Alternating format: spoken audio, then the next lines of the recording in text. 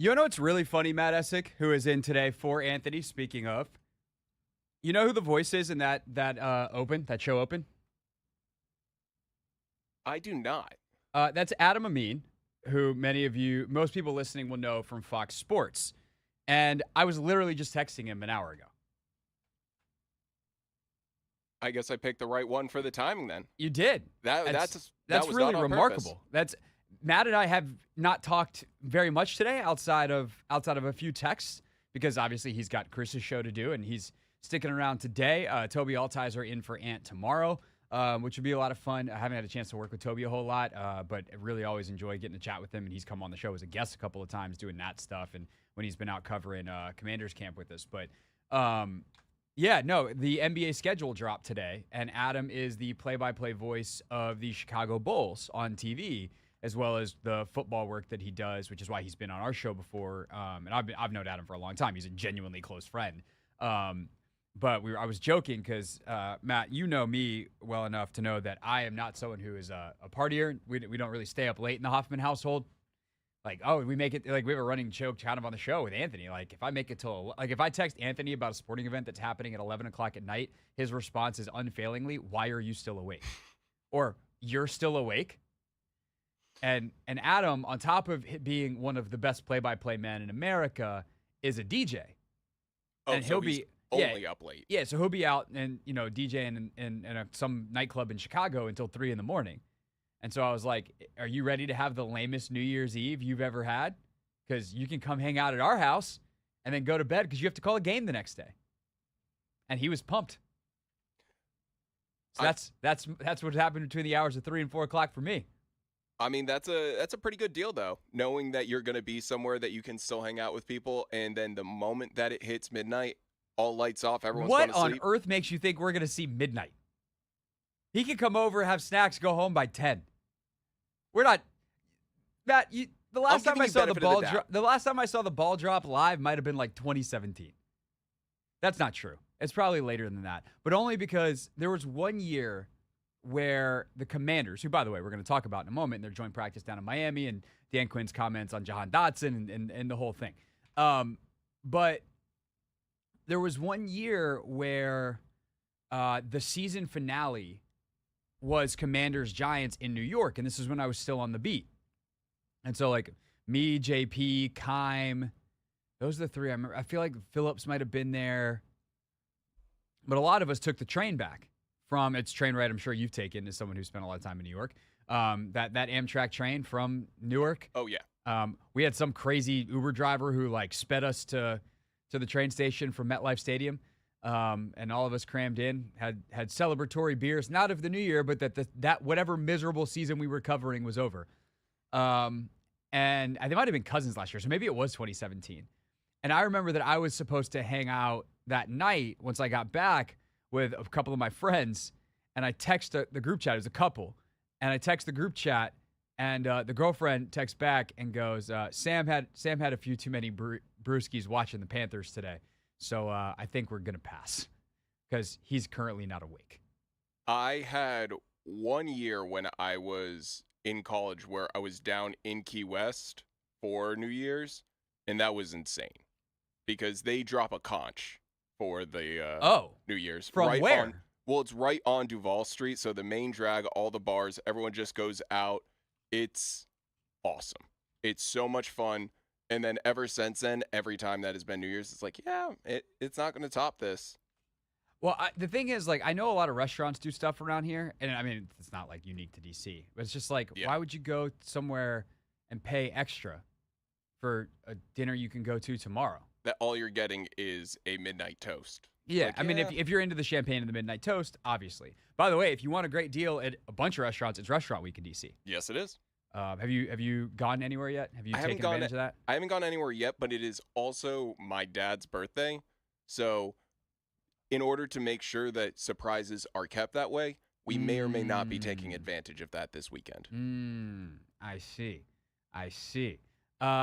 Yeah, we've got a couple of places that we're looking at. We'll see what we wind up actually doing. Because the thing is, like, we just got back, and we're still like, wait, which way is up? How does life operate? what are we doing? How do I get to work? And it's like, oh, let's pick out more restaurants. Not prepared. But you got to. It's one of the best things. And then, like, what's great is in this area, you get, like, DC Restaurant Week. And then it's like, oh, now it's Arlington Restaurant Week. And then it's Alexandria. And I think Alexandria is, like, in a couple weeks. So you kind of get to bop around. So go find your deals, kids. Go eat at great restaurants. Support your local businesses and your appetites. Okay. Dan Quinn this morning. Let's do a couple news and notes, and then we'll dive deeper into this wide receiver thing coming up at 4:15. By the way, Steven Goff from the Washington Post will join us at 4:30. The U.S. men's national team has made its hire. It's Mauricio Pochettino, who's coached at Tottenham and Chelsea in the Premier League, one of the biggest names available. So U.S. soccer on the men's side has their new coach. We'll talk to Goff about it. And then Standig is going to join us to recap everything from the Miami joint practice at 5. But to start with a couple of things that stood out to me today. Obviously, Quinn's comments about wide receiver 2 are very interesting, and we're going to see over the next or over the weekend how they ultimately stack it up, like who gets the first crack at being wide receiver 2, how long these guys play, like what the roles are, all that kind of stuff. Other things that stood out today, first and foremost, it seems like Jaden Daniels kind of blew everybody away down there. And you tend to do that when you throw 5 straight touchdown passes in the red zone. And that's apparently what happened. Scoring in the red zone is really hard. There is limited space, and part of the reason you can gain yards and be successful in the middle of the field is defenses have to account for getting beat deep. They don't want to do that. And they would rather give up something shallow. And so thus, in the middle of the field, gaining 5 yards in the pass game is actually not that hard, especially against certain coverages in certain situations. I mean, if you want to get 12 yards on 3rd and 22, that's actually really easy. It's time score situation dictates a lot defensively. Well, in the red zone, that threat goes away. And so those deep players are crunching down on the space. It's why tall receivers are so valuable in the red zone, is the only way to create spaces up. And it's why, despite it being the bane of Commanders fans' existence for much of the Jay Gruden era, a fade in the red zone is actually really beneficial in like a kind of a higher percentage play, because you can get a one-on-one matchup, ensure that it's one-on-one, and if you have the right receiver, like a 50-50 ball or make it a 60-40 ball, like that's better than trying to run a play into super small throwing windows and making sure that you see the coverage right. There's players, you have defensive linemen that drop out and you wind up creating a turnover. Like the risk is low, even if it's very simplified, and a lot of those fade balls do ultimately fall incomplete. So to go against another team's red zone defense, where this is not, hey, it's week 1 of training camp anymore, and they're just playing cover 4 in the red zone, and we know our cover 4 red zone beaters, and we're just going to call them and thus crush it in the red zone. I'd imagine Cliff didn't go into the practice knowing all of Miami's red zone coverages. Or if he did, it's because it's what they actually play. Although I guess they have a new defensive coordinator this year, so there's that. The point being, this is supposed to be hard. And the fact that Jaden Daniels went down there, and he had success in other periods. He did have a couple of turnovers today, although one was because McLaurin slipped in a 2-minute drill. Another bounced off Cole Turner's hands as he got hit, was what everybody who was down there watching said. And we'll get more, of course, from Standig at 5 o'clock.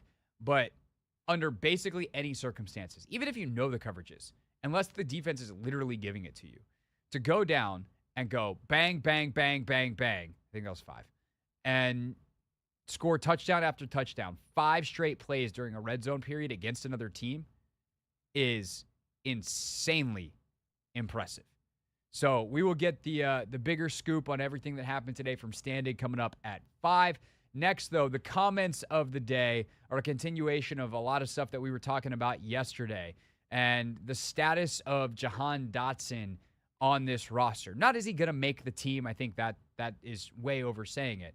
But the idea that he could be falling, and perhaps even rapidly, down the depth chart, now that's a reality. We'll let you hear from the horse's mouth what Dan Quinn said about the wide receiver 2 position, about Jahan Dotson.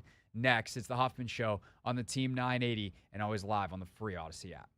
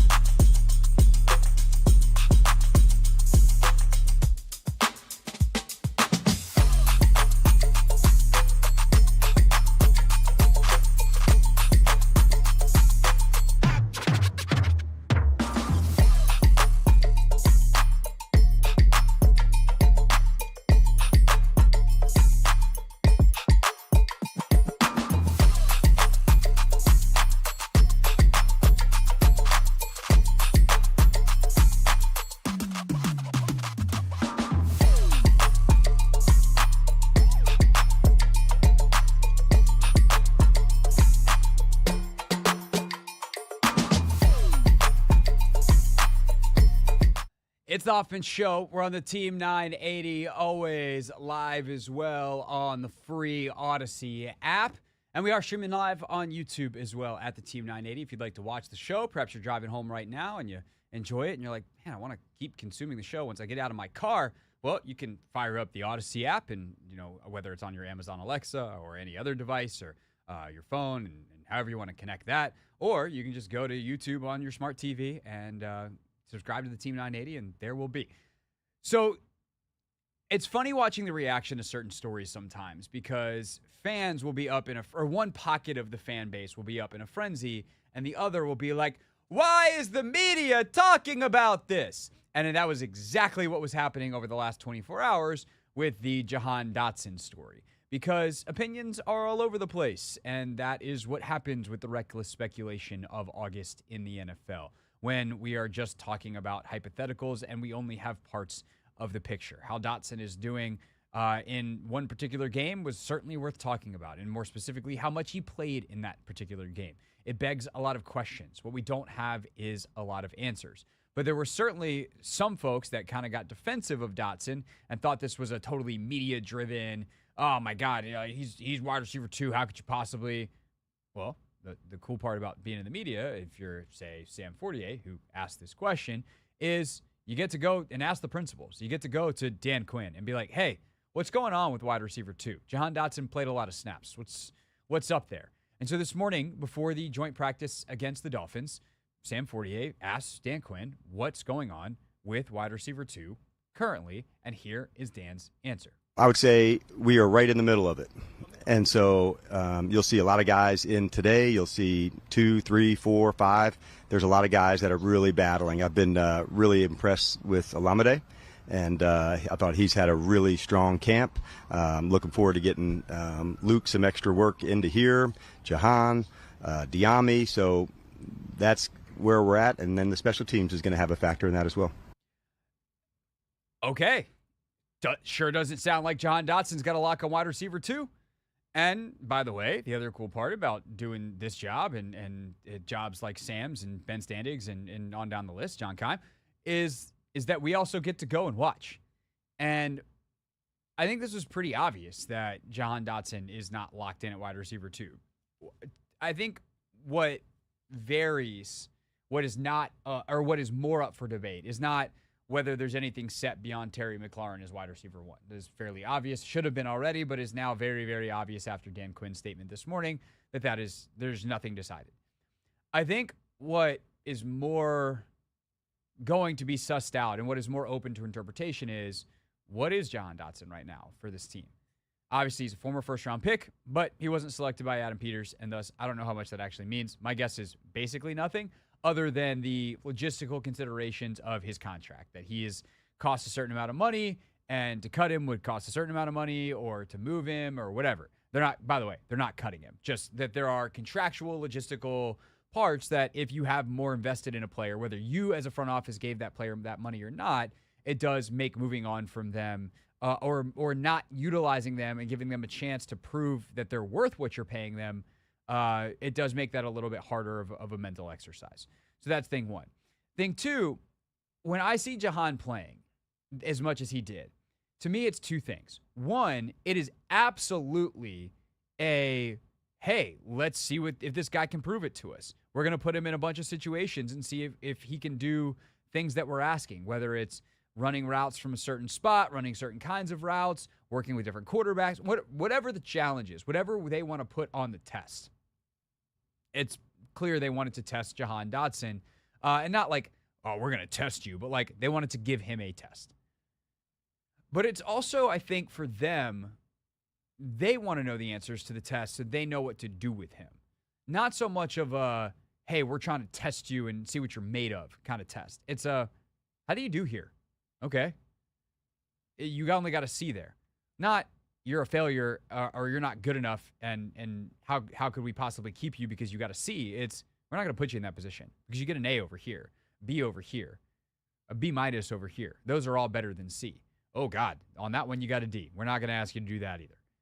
And so as they try to learn Jahan from the inside, it's one thing to play against him, but to really study him, know him, understand how he ticks, use him in this system with this scheme, with this set of players around him.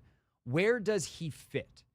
And there's only so much of that you can do in practice. And so all of a sudden you have 30 reps to give him in a game, 30 snaps, and let's go out and see how he does. Can he block on the outside? Can he block from the slot? Can he come back and crack as a blocker? Can we trust him to hit a linebacker or hit a safety? Say probably not. Can he separate against certain guys and win on certain routes in the timing that he needs to? Because Jahan is a guy last year that at times would win if you watch the tape, but then if you pause the tape when he wins, you look back and the quarterback's already moved on because he takes too long. He doesn't play with the urgency that you need to at the NFL level. That was a huge problem for Jahan last year. Also, there are times where he gets roughed up a little bit in routes. The physicality is not there.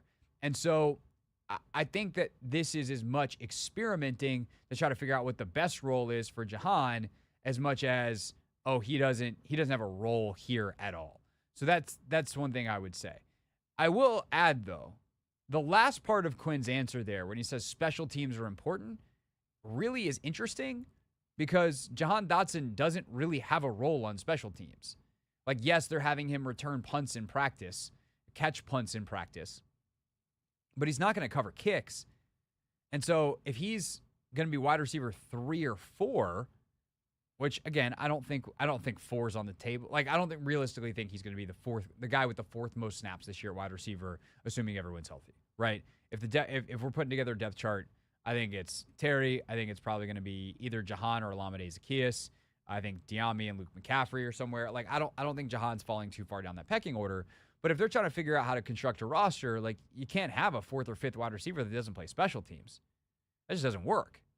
And so I'll go back to something that I've said a number of times over the past couple of days, which is if a team wants to trade for Jahan Dotson, I do think they would listen because I don't think that he necessarily fits what they are trying to build, which I will now stop for a moment and state something that should be obvious, but is hysterically not based off of every internet conversation that I see. No, they can't trade him for Brandon Ayuk. Matt, pop quiz. Don't worry, this is not a hard one. Who is, outside of John Lynch and Kyle Shanahan, most responsible for building the roster in San Francisco? The current roster? Yeah. Well, I would say Adam Peters, who is a very big portion. Yeah, Adam Peters. So wouldn't it make sense that if Jahan Dotson doesn't fit what Adam Peters' current team and current roster is doing, that he's not going to fit the one that's already built in that same image? Yeah, no. Like if he's not physical and big and tough enough to be here, and that's the problem, you're not going to trade him to the place that the GM, who is employing the same strategy, just came from. Like, this isn't Madden where you turn fair trades off. Like, the other team gets to say no. And if Jahan Dotson doesn't fit the player profile of a Washington Commander in 2024, he sure as you know what doesn't fit a San Francisco 49er. What is wrong with you people? Think for 4 seconds. Yeah, there's not a whole lot that should lead you to believe that a player who the current Commanders organization is kind of saying, you know what, he's not good enough right now, would meet the standards of what is arguably the model that they're building on? The model system, yes. The tightest system, the absolutely. Do your job. No, absolutely. They're not interested in, like, yes, I get it on a baseline level because the Niners apparently want a wide receiver, but they're going to want someone who fits what they do. And Jahan Dotson is potentially on the trade block because he doesn't fit what they do because what they do is what this team wants to do. Okay, that's enough of the San Francisco sidebar. They're more fun if they're from Boston. All right, what does Quinn expect from Dotson, both in the game and in general? Wrapping up with the head coach this morning. Do you expect Jahan to play a similar volume of snaps as he did last week? Probably. Yep, I would say I don't know if it'll be the exact same, but it'll be in the similar space, same high volumes on the other guys that I listed as well. What would you like to see more or less of from him? I mean, just having come in new season with any new player, what would you like to see? Yeah, I think with all the guys that we were talking about at that spot, the urgency, the run game, the pass game. So like, the quickness in and out of breaks. So not everybody plays the same spot, Nicky, but I do want to see with he and with all the other guys really finding some really competitive moments, that plays after the catch, the blocks, at the point of attack.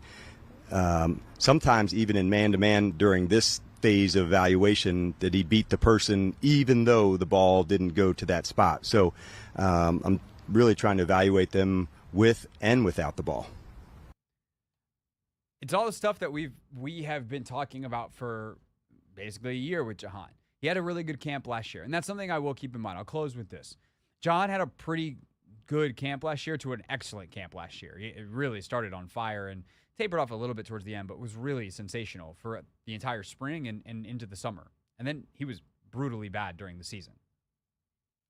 Maybe it's opposite this year. Maybe he just needs to get in the games in this system, and once they start game planning some stuff up, he'll take off. But the problem is the thing that's going to get him on the field, playing with urgency, playing with physicality, is not his game. And it can either become his game in the way that, like, much different talent, much different draft investment, much different all that. But Cole Turner it feels like he was told, hey, dude, if you don't play like your hair's on fire every snap, you don't have a future here. And I don't know if Cole Turner is actually good enough to make this team, and I don't know if the numbers are going to play out for him because he's got 3 tight ends that are distinctly in front of him. But that dude has played his ass off every single snap of every single play. And if Jahan Dotson was doing that, I don't think we're having this conversation. Not to say that he's slacking, not to say that he doesn't have a good work ethic, but it's learning how to do that at what is now the standard for the Commanders. And that's different. It takes guys time. And I'm hoping that Jahan catches on. He's a great kid. I think he's really smart. I think he's thoughtful. I think he's really talented. But that stuff isn't enough. There has to be that burning desire that just jumps off the screen, jumps off the tape, jumps out in the eyes of the coaches if you're going to play for Dan Quinn and ultimately the guy who's deciding the 53 in Adam Peters. Now, again, I don't think that they're going to cut him because contractually it doesn't make sense. Talent-wise, it doesn't make sense. But how many minutes he plays, how many snaps he gets, how many targets, all that kind of stuff, that is very much in flux. And I think right now, if the season started tomorrow, he would be behind, at the very least, Olamide Zaccheaus on the depth chart. When we get back, the U.S. men's national soccer team has its new coach. Who is he? And how did they arrive at that decision? Our guy Steven Goff from the Washington Post joins us next.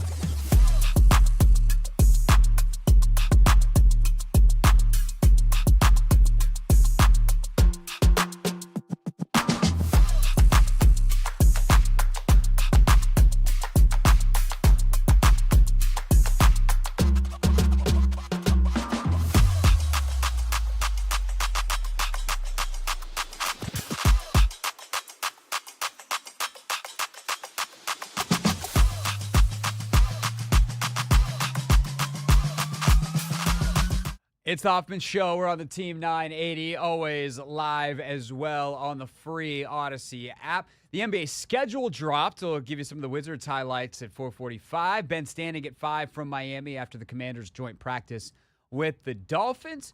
But right now, monster story today in the soccer world, which means we're going to bring in our guy, Steven Goff from the Washington Post. Steven, how are you, sir?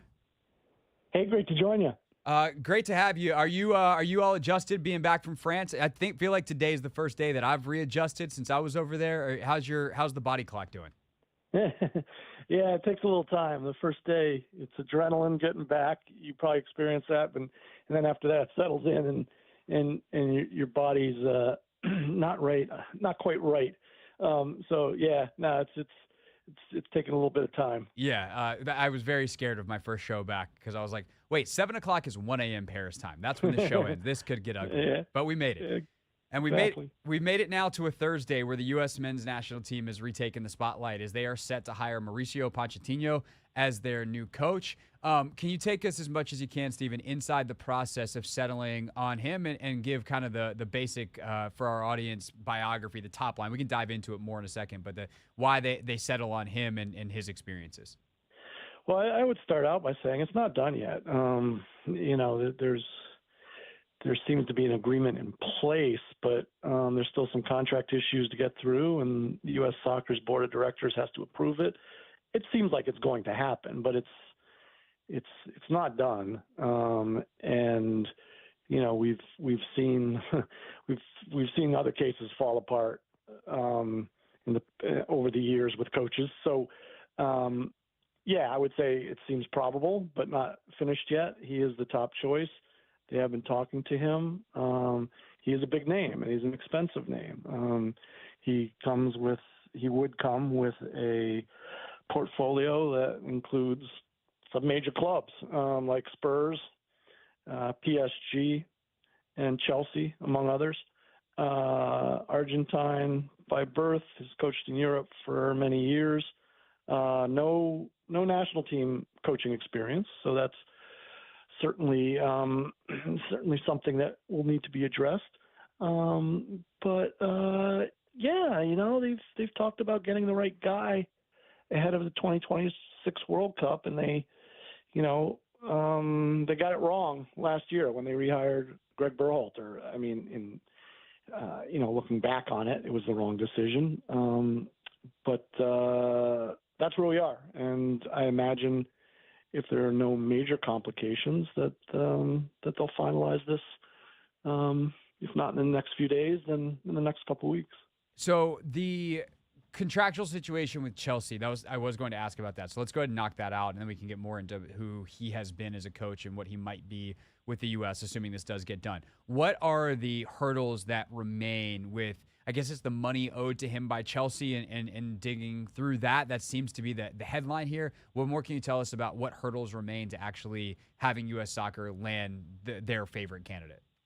Yeah, I mean, it seems, he's, I guess, technically still employed by Chelsea because they haven't settled his financial payouts. So, these are legal things, and they can be overcome. I don't think it's going to be a major issue, but you got to get them done.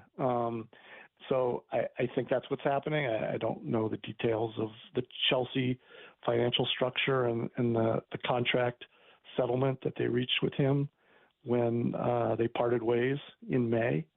So that's certainly part of it. And, there's a contract with U.S. Soccer that needs to be approved as well. So there's a lot of moving parts here, I think, and I'd be surprised if it does not all come to fruition. But it's not just a simple matter of announcing his hiring, whether today, tomorrow. There's still some work to do there. Steven Goff, Washington Post soccer insider, with us here on the Hoffman Show, talking about the U.S. men's national team settling on Mauricio Pochettino as their top choice. I'll phrase it that way, as they still have those hurdles to obviously overcome. Let's say they get there, they cross the finish line. He's the coach. What about him appealed to them, and how does he fit with this player pool that they are trying to maximize in 2026 for the World Cup? Yeah, I mean, he's apparently worked very well with young players in the past, and so that's a good sign. And the U.S. national team, a lot of its core is young. He has an aggressive style with pressure all over the field, turn the ball over quickly, and Greg Berhalter deployed that as well in his system, so that doesn't change a lot. I think in the bigger picture here, you're talking about someone who garners a lot of respect in international soccer, someone who comes from the outside and doesn't have alliances with whether it's MLS or marketing, U.S. soccer's marketing arm, or any of the other kind of inside ties that have maybe hurt the cause or certainly complicated the cause, and were brought up, when criticizing Greg Berhalter, that he was just too connected to U.S. soccer entities. So it's fresh. It's a big name. It's someone that everyone around the world knows, and he would come in without any really major tests before the World Cup. It would be his opportunity to mold the team the way he would like over the next 21, 22 months, because Copa America's behind us. There's no Copa America next year. There's CONCACAF Gold Cup, and there'll be a lot of friendlies and the Nations League and a lot of smaller competitions, but nothing that you would be able to judge him on definitively in a negative way. Like Berhalter, the team performed poorly at Copa America, and that was the end of Greg Berhalter. There's not an event between now and the World Cup where you could say, oh, this isn't working, let's get rid of him. He'll have the time, the space to really, form this team, whether it's through, roster adjustments or the style of play, the way he wants over almost 2 years. Last thing for Steven Goff, soccer insider for the Washington Post. What does this say about the transformation and I'll say the state of U.S. soccer? Specifically, like Matt Crocker comes in, he's English. He and Pochettino actually crossed at Southampton back in 2013. Oguchi Onyewu is one of the vice presidents. Like Gooch, I've known him for a long time. I know his thoughts on kind of some of the American soccer system, and he was a guy that at a time when a lot of American players weren't going to Europe, went over and played in Europe and has a vast amount of experience over there. Obviously, they brought in Emma Hayes on the women's side. Yep. So you now have this. We're no longer inside the American bubble. What does that say about the state of U.S. soccer, whether that is better, worse, or just different? Yeah, I mean, I think at the start, they're spending money. I mean, I don't know what the contract's going to look like, but it's going to take a lot to sign him up. They made Emma Hayes the highest paid women's soccer coach in the world. And certainly that turned out to be a great move because of the impact she had so quickly at the Olympics. They've brought in, there have been foreign coaches in the past. Jurgen Klinsmann, although he had U.S. ties, was in place for several years. And on the women's side, they've had international coaches. So, I think it has more to do with how much they're willing to spend and the status of some of these coaches on the global stage, that they're showing the ambition to hire. Jurgen Klopp was mentioned as a possible target, although that was never going to happen. But at least they're thinking big. They thought big with Emma Hayes. They got her, and they won a gold medal. It looks like they're going to bring in Pochettino, who has experience coaching some of the biggest clubs in the world. That's ambitious. And, whether it pays off with him or not at the World Cup, at a deep run at the World Cup, remains to be seen. But they're making moves, and they're willing to spend the money to get these people in place to help not just the immediate pursuits, but also the bigger picture of improving the programs. Steven Goff, Washington Post soccer insider. Always appreciate your time, and best of luck, my friend, with the rest of your jet lag. You too. Many thanks, Greg.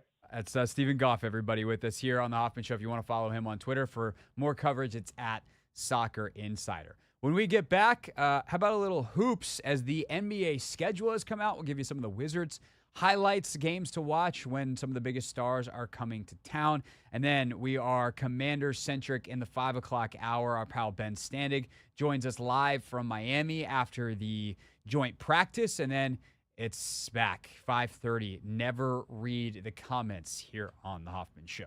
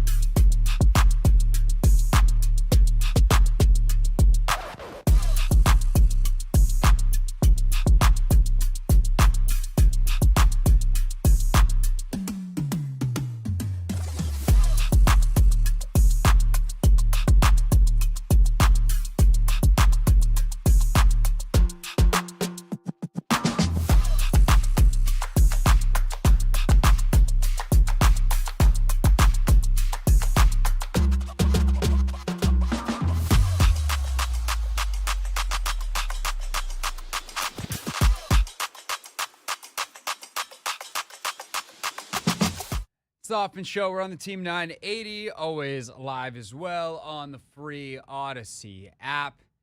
Tonight, WNBA season resumes, including the Mystics in Minnesota. You can hear that here on the Team 980. And, of course, we're your home for the Wizards as well. And, Matty Essig, today, schedule release day. Did you know that was happening until you got the email with the schedule? I did not. Same. I found out today when I got to work, and I was like, oh, so that's new. I know I've been gone, but that's something that should have been on my radar. I definitely did not realize that today was it. And for the NFL does a wacky bit where they do an announcement about the announcement. Schedule release coming next Thursday. And it's like, you announced when the announcement's happening? Why can't you just kind of haphazardly put it out there earlier in the season? Hey, start of the league year. It's March 15th.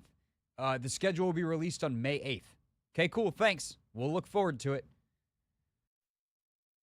But whatever. The NBA schedule dropped. As mentioned in trending, it'll open with the Celtics hosting the Knicks.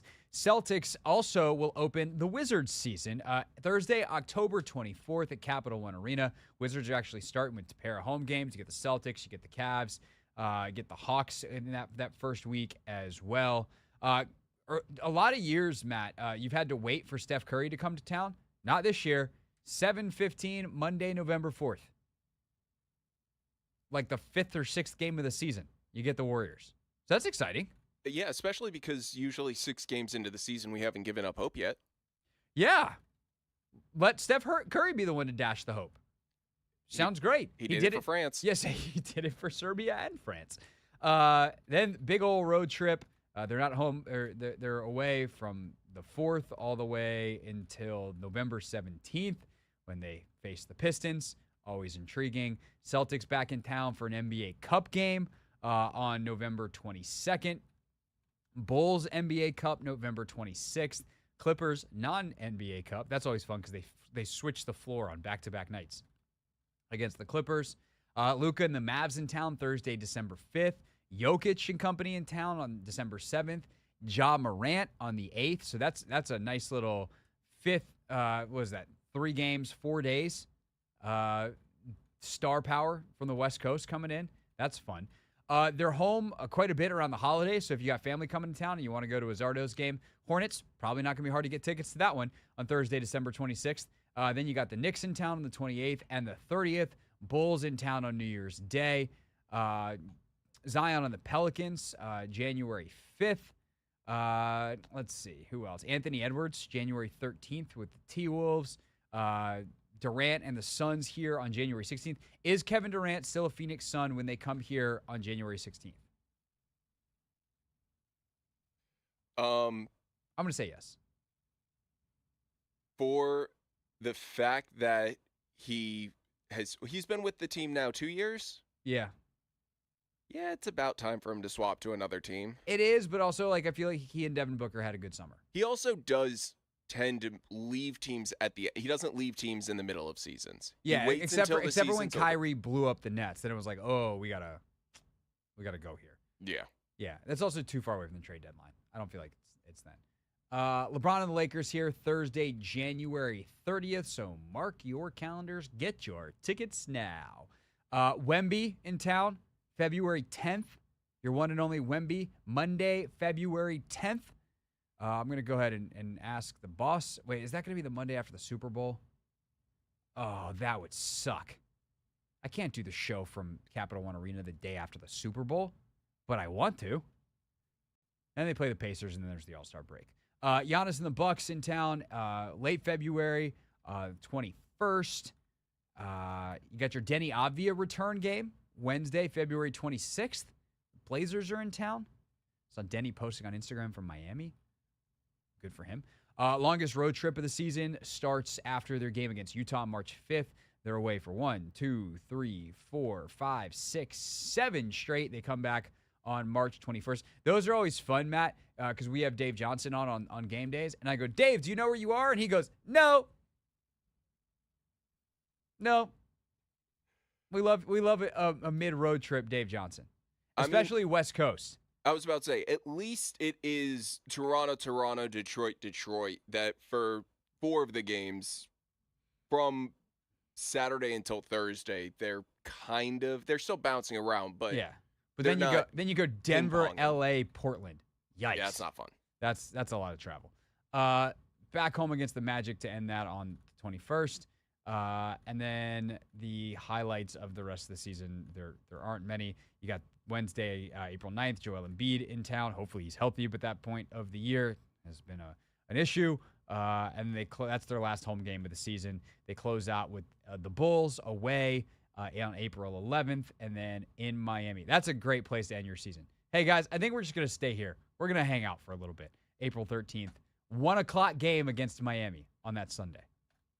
That's the highlights of the Wizards' schedule, Matt. Exciting. I mean, I'm down for more basketball always. I have very non-expectations this season. Hopefully. Even if they're low expectations, it's still an expectation. Yeah. An expectation doesn't by definition have a height. No, and I guess my expectations are just a little bit of growth. Last season was definitely a wow. We know where we're at entirely in the system. We need to be progressing. Yeah. And that's what I'm looking for. My hope is progress for the guys that have been here, a couple more moves potentially to continue to shake up the roster, and that Alex Sarr doesn't look like he's terrible. And he didn't have the greatest summer league offensively. That's fine. He showed a lot of flashes defensively and with like basically the entire rest of his game. So I just hope that we don't come out of this season the same way that we felt about Johnny Davis after his rookie year. We're like, oh no, top 10 pick. That was it.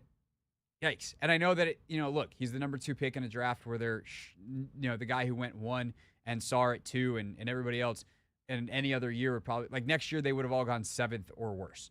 So there's that. But just please competence and then we'll see where they go. See what they grow. I do feel like with oh my God, Brian Keefe. I kept wanting to say Kenny Atkinson. I'm like, that's not who they hired. Brian coached under Kenny, and I couldn't get that out of my head. With Brian Keefe at the helm, like they will be far more competitive this year. Like their give a what level will just be a lot higher. The standard will be a lot higher, and it should be a lot of fun to see this team come together. And so again, there's watching your team get their doors blown off and their teeth kicked in night out is not a fun way to be as a basketball fan. And I'm not trying to sugarcoat that part of it for anyone. But if you can find ways to find joy in the process, then it's going to be far more rewarding at the end if this thing works out. And if not, we can all just be mad and be like, fire everybody, because that's how sports work, for better and mostly for worse. All right, when we get back here on the Hoffman Show, Ben Standig live from Miami. Spent the morning covering the joint practice. We've got every nitty-gritty detail from Standig next.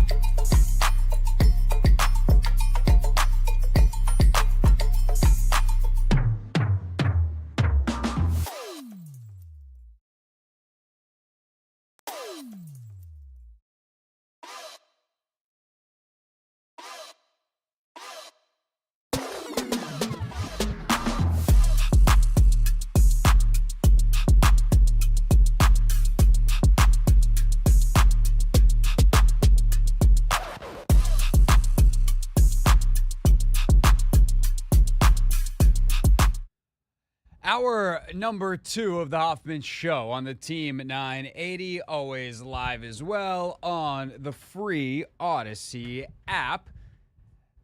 5 o'clock, top story of the day. You know how it goes. It's time for Not My Beat. Today's top story from the perspective of someone who's there. You are looking live. This just in. Not My Beat.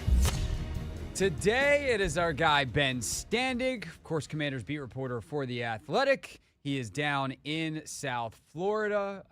Ben, how are you, sir?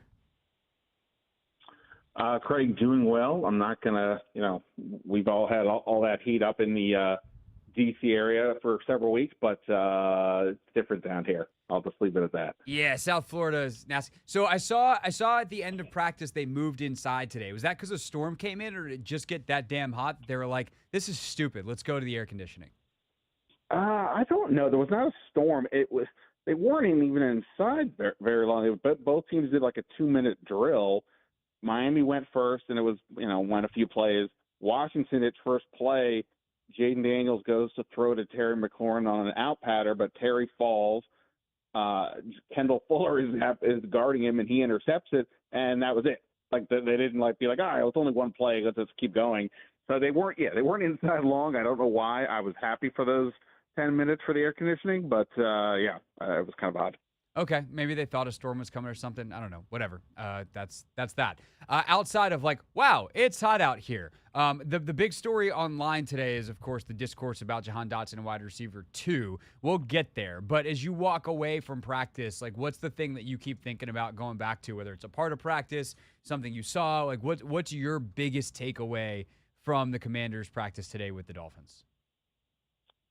So I just filed a story a little bit ago that'll be up on The Athletic, and I reviewed what I'd written about, kind of everything. I had to check with one of the other writers, hey, just to be sure, I feel like this is overly positive. Was there anything wrong today? And nobody could really come up with anything. I mean, not that I'm looking for the wrong, but usually there's something happening, but there just really wasn't. So it did feel like they were, on their game, relatively speaking. And I'm not saying they dominated practice, but, there weren't as glaring issues as there were last week, particularly with the secondary. I thought Mike Sanders still had some good moments. The other guys, whether it was Forbes or Jeremy Chin, also had some moments. So, I think that was pretty good. And I think on the offensive side, the offense was on the far field from where we were, so it was a little tough to see, I'll be honest. But Jaden Daniels and the offense in the red zone, that's where they started practice. And the Miami writers couldn't get over how much Washington was just throttling them in the red zone, that it was unofficial 5 touchdowns in not that many plays. And just everything was working with Jaden Daniels and the passing game. And, I go back to Cliff Kingsbury's MO has been really good starts for whatever teams he's coaching. Things get a little hairier after that, but, I don't want to go too overboard, but it does seem like the offense is showing some pretty decent efficiency here. Even last week, right? The first possession, they go down the field and score. So I think that was some good aspects there. And again, Jaden Daniels continues to impress whoever's watching him. Yeah, definitely. On the defensive side, that's great to hear, especially if you think back to the last time these two teams shared a field and how poor the secondary was last year with Miami and this offense and all the speed and the matchups and the whole deal. I saw Shane Rustill's name pop up. I don't know if there were turnovers created today. What was so impressive about what they were able to do against this high-powered, quick strike Miami offense? Yeah, I guess it just felt like they were, they just weren't getting beat and giving up big plays too much. I mean, there were, last week against Garrett Wilson with the Jets, just seemed like he had his way with them all over the place. Here, they were more effective. Sanders still on back-to-back plays in a red zone drill. He went one-on-one against Tyreek Hill, helped knock the ball away. And then the next play, Miami ran a reverse, and he held firm on his side and was able to, make the play, as it were. He's just such a smart player, and that's continued to show all summer. like I said, look, I'm not acting like Miami completed no passes, but they weren't, there just weren't as many breakdowns. Now, I say that Tyreek Hill zoomed past St. Juste on one play, and if not for a 2 overthrow, has, like an 80-yard touchdown or something. So, but that's how it goes, right? You've got to make the other team make a play, and that one they didn't. So, and then also I think, to go back to the defense, obviously, again, no tackling, but, Dorrance Armstrong got back there, would have been a sack if, if that was allowed. And, the defensive front has, generally been a strength so far this summer. So, I just felt like it was a pretty good showing overall. Again, watching it from our vantage point, no replays, you can't see everything. You might have missed something, but it just didn't seem nearly as leaky as it was last week. Ben Standig, Commanders beat reporter with us from Miami, where the Commanders practiced against the Dolphins today. We'll play them in a preseason game this weekend. Saturday, 7 o'clock is the kickoff time. Ben, we talk about this wide receiver 2 thing, and like some people are parsing as like, well, Dotson might start, but it might be in the slot. And I'm kind of like, we all know what we mean here. Is Jahan going to be out there on 2 wide receiver sets?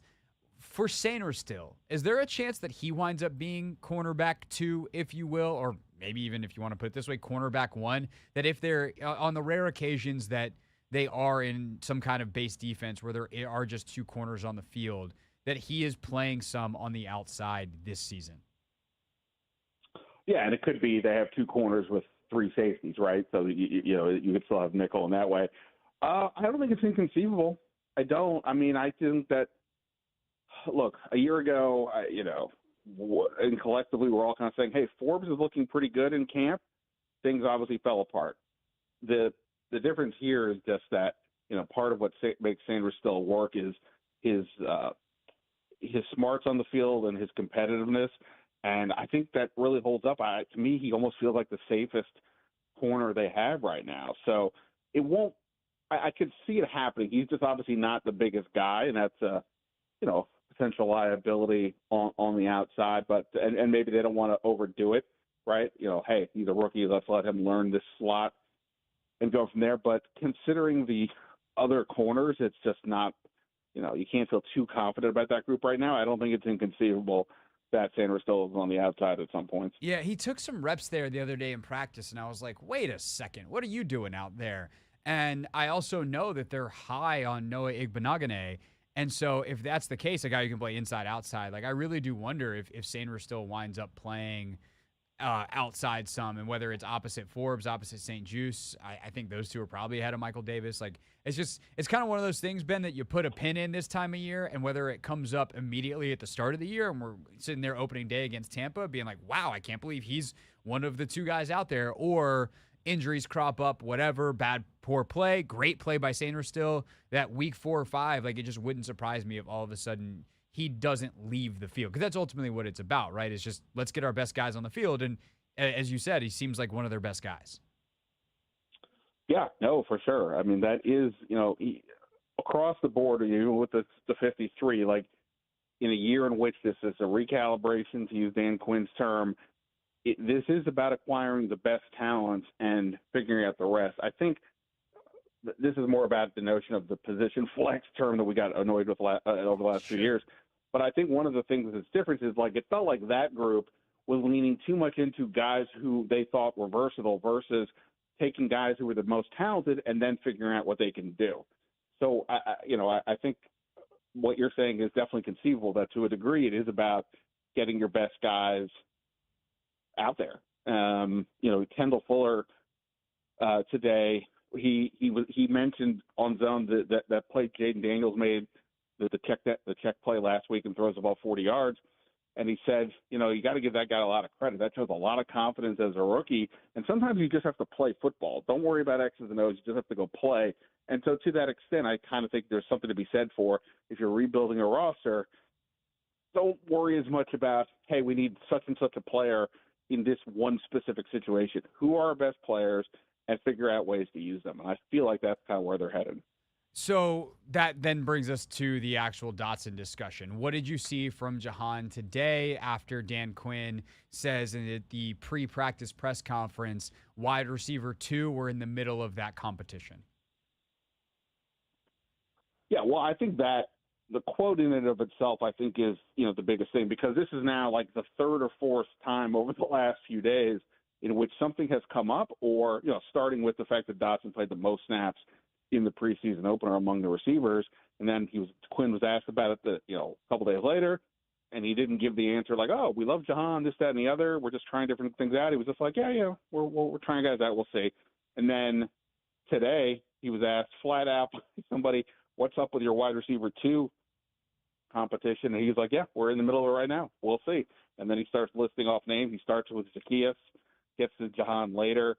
Clearly they are not loving something that's going on right now. I mean, Jahan still runs very crisp routes, so I don't think it's that. He has seemed off a bit. Just like, again, I don't want to get in like hoops, what's going on in somebody's head, but I don't know. He just seemed off. And,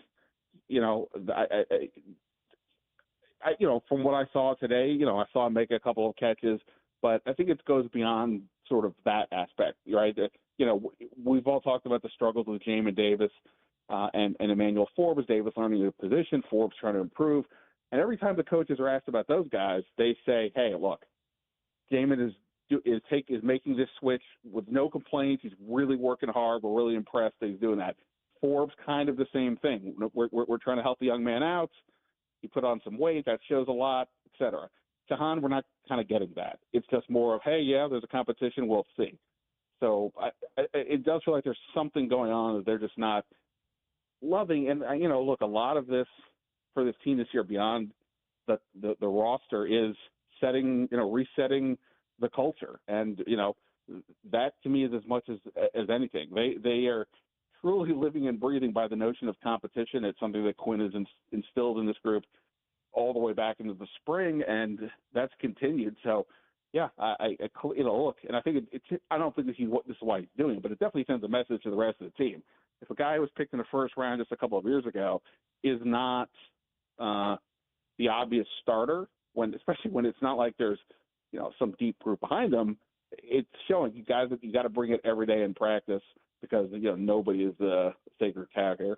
So let me ask the most open-ended version of this question. What are the range of outcomes then for Jahan Dotson with the Commanders over the next couple of weeks?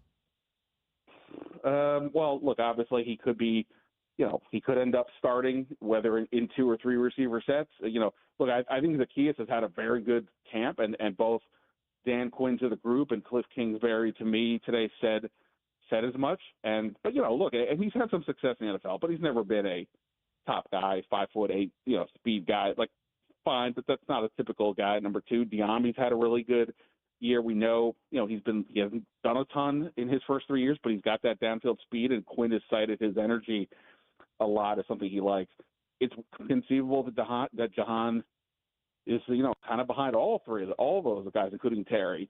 Now, if it gets to that point is when I think things start getting interesting. And I talked about this in my podcast the other day that, when you look at the 32 snaps and then the comments that have been made and all that, like, I don't know. It seems like it's, this is not reporting. I'm just talking out loud. I mean, it seems conceivable that if they reach a certain point where he is, further down the depth chart, where they may start saying it makes sense to trade him, right? Because he's not a special teams guy unless he's returning kicks. And if they're not into him for some reason, which again, I'm not stating it that they're out on him, but the signs aren't great right now, that, maybe it makes sense to move on now. He still has 2 years left on his contract.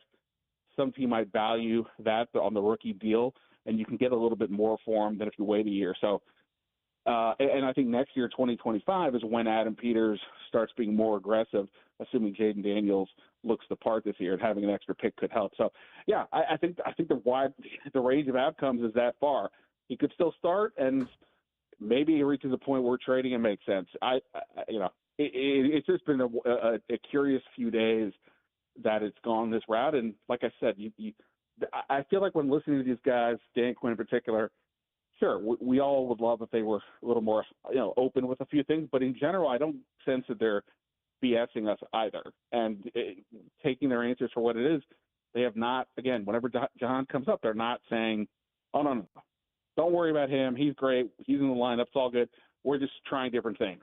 They're not saying that. And again, flat out today, we're in the middle of the competition, and then he cites off other people before he gets to Jahan. So, I think the range of outcomes is pretty significant. Yeah, no, for sure. And I've actually been saying for a couple of days, like, again, not reporting, just like connecting dots, going, I feel like he is more valuable to them at this point, if this is how they feel, as a trade chip potentially than a actual football player. Of course, then people are screaming about, then trade him for Ayuk. And I'm like, you realize that if he doesn't fit Adam Peters' profile, San Francisco's not going to want him, right? So there's that. But I'm sure someone out there certainly would. The Commanders, for as bad as Ron and the Marty Party were, they weren't the only team that thought Jahan Dotson was a first-round pick. What do we expect this weekend in terms of playing time? Not for Dotson. Dan Quinn said that he's going to play a lot, as there are a lot of these other guys. But starting O-line, Jaden Daniels, and some of the big-name starters on defense. As I know that Dan and Mike McDaniel kind of compared notes on this so that they were both on the same page going into both the practice and the game. Yeah, I think they were conservative last week, sitting a bunch of guys. Dan Quinn kind of made it sound like, John Allen, Bobby Wagner, those kinds of guys may be out there a little bit more than they were. Those guys weren't out there at all, but they might be out there, but don't expect to see them long. They're factoring in the reps today combined with the snaps on Saturday. So hopefully, from their perspective, they feel like they got enough out of those guys today to do, to not have to do much more than, put the group out there and give them a series or two or something.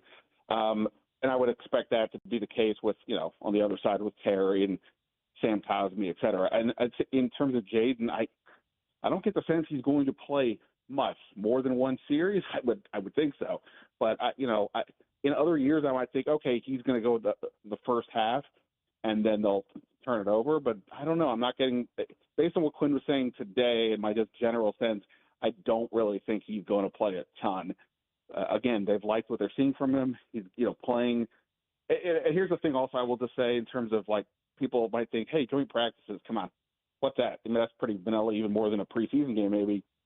I think with Miami, though, is they were running their stuff. Like, they were running cover zero and blitzing from different angles. And, like, Jaden really, had to figure this out and study it. It wasn't just sort of generic across the board. And I know Kingsbury was a big fan of that because he doesn't want to wait until the season starts for him to see it. So the fact that happened could be even more incentive for the staff to be like, you know what, he saw enough. We're good. Of course, there is the other variable of Marcus Mariota dealing with what Quinn said was like a minor groin injury. They're going to keep him out this week. So not that that's a big deal or a factor, but, you're already dealing with potentially the backup quarterback missing a little time. We know Sam Hartman's hurt too. So, I think getting Jaden in and out is probably the course of action. Yeah, for sure. And then Driscoll, and then it's the Trace McSorley Show, what dreams are made of. Last couple of minutes here with Ben Standig on the Hoffman Show. Of course, Ben, you can read his work in The Athletic. You can listen to the Standig Room Only podcast as well. And Ben, one thing that you noted from practice today that you were keeping your eye on that actually caught my eye in Albert Breer's notebook that he does. Breer's doing his training camp tour. He was in Ashburn on Tuesday. Breer is not out there every day, obviously, but he does have great relationships. And so when he notes something small that is clearly from talking to someone and not from just watching with his own eyes, I'm like, perhaps that's worth sticking a pin in. And you said you were watching Dominique Hampton take a lot more snaps at linebacker, which is what Breer said, that there's a transition going. And at first I was like, I don't know. He's been playing kind of dime linebacker the entire camp, and I've seen him continue to work at safety as well. But it seems like that the shift or the ratio of work is shifting a lot more in the linebacker direction. What have you been able to dig up reporting-wise, and what are you seeing on Dominique Hampton and maybe even anybody else who's spending a little more time where we don't expect them to? Yeah, so I sort of followed up with what Breer said because he made it sound like Hampton was transitioning to linebacker, whereas, and I think you would probably agree, like, well, Jeremy Chin will play in the box at times when they go to a dime or right, whatever. Exactly. And so he's essentially being a linebacker, but not really. So is that what we're talking about here? And, what I got was, it's still a guy in Hampton who's going to do, multiple safety positions and play in the box a bit. He's a big guy, 220. I think he's like 6'2", 6'3", so he can do it. But I do think there is something to them wanting to see him at linebacker. If you recall last year, Dallas had they lost Leighton Vander Esch pretty early, and then they had another linebacker injury, so they really had to dig into going with a lot of safeties and defensive backs, but they felt a little more comfortable doing it because they had some guys that they had already seen play some of this, get some reps in the camp doing this, and I think that's kind of what's going on here. So Hampton was out there in the unit drills before practice started, or before the team practice started, working with the linebacker. So I don't think he's not making a position switch, but at the same time, I think they're prepping to have a guy like that be able to be available. And we'll see ultimately what they do with their 53-player roster. The ones I've been putting together, I've only had them keeping 4 linebackers, and that was before the Jordan McGee injury. We don't, he's out this week. We'll see how bad that is ultimately, this knee injury. But, if you're keeping 4, right, then you may need to have somebody else be able to fill in. So I think this is covering their bases, experimenting, which they're doing across the board. But, yeah, he's not a linebacker, but they are willing to see him get more reps at that spot, either just in case or, hey, you never know. Good reporting. That's why we have Ben on. That's why The Athletic employs him and pays him money, because he's good at the job. He knows what to look for. Bang, bang, boom. Ben Standig, Commanders beat reporter for The Athletic. Read his work there. And don't miss the Standig Room podcast. Of course, frequent guest, not only with us, but with Sheehan and everybody else on our Odyssey stations. Ben, always appreciate your time. Enjoy the rest of your time in Miami, as much of it as you possibly can in air conditioning. Yeah, air conditioning is for the win. That's for sure. Thanks, man. You got it. That's Ben Standig, everybody, with us on the Hoffman Show. When we get back, oh, buddy, it has been a few weeks, but we are dusting it off. We have put on our hazmat suits, and we are diving into the deepest, darkest part of the interwebs. Never read the comments is next.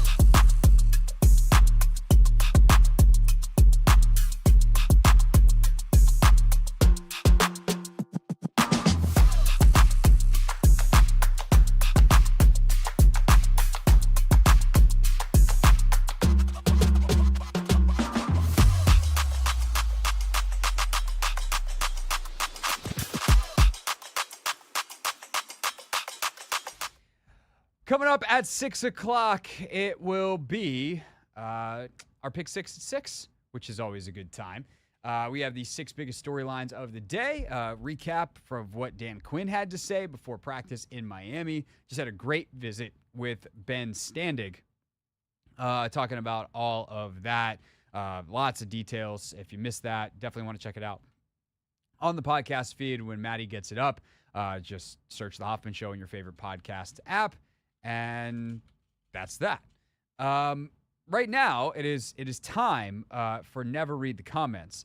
And because Matt is here and not Anthony, there's certain things that happen in terms of show production that Anthony, I just take for granted that Anthony will do, and then I have to remind Matt, like, oh, hey, by the way, this thing has to happen. So Matt, have you found the open for Never Read the Comments? Or are we gonna play digital open roulette here with me searching for the file and not being able to listen to it in a preview mode?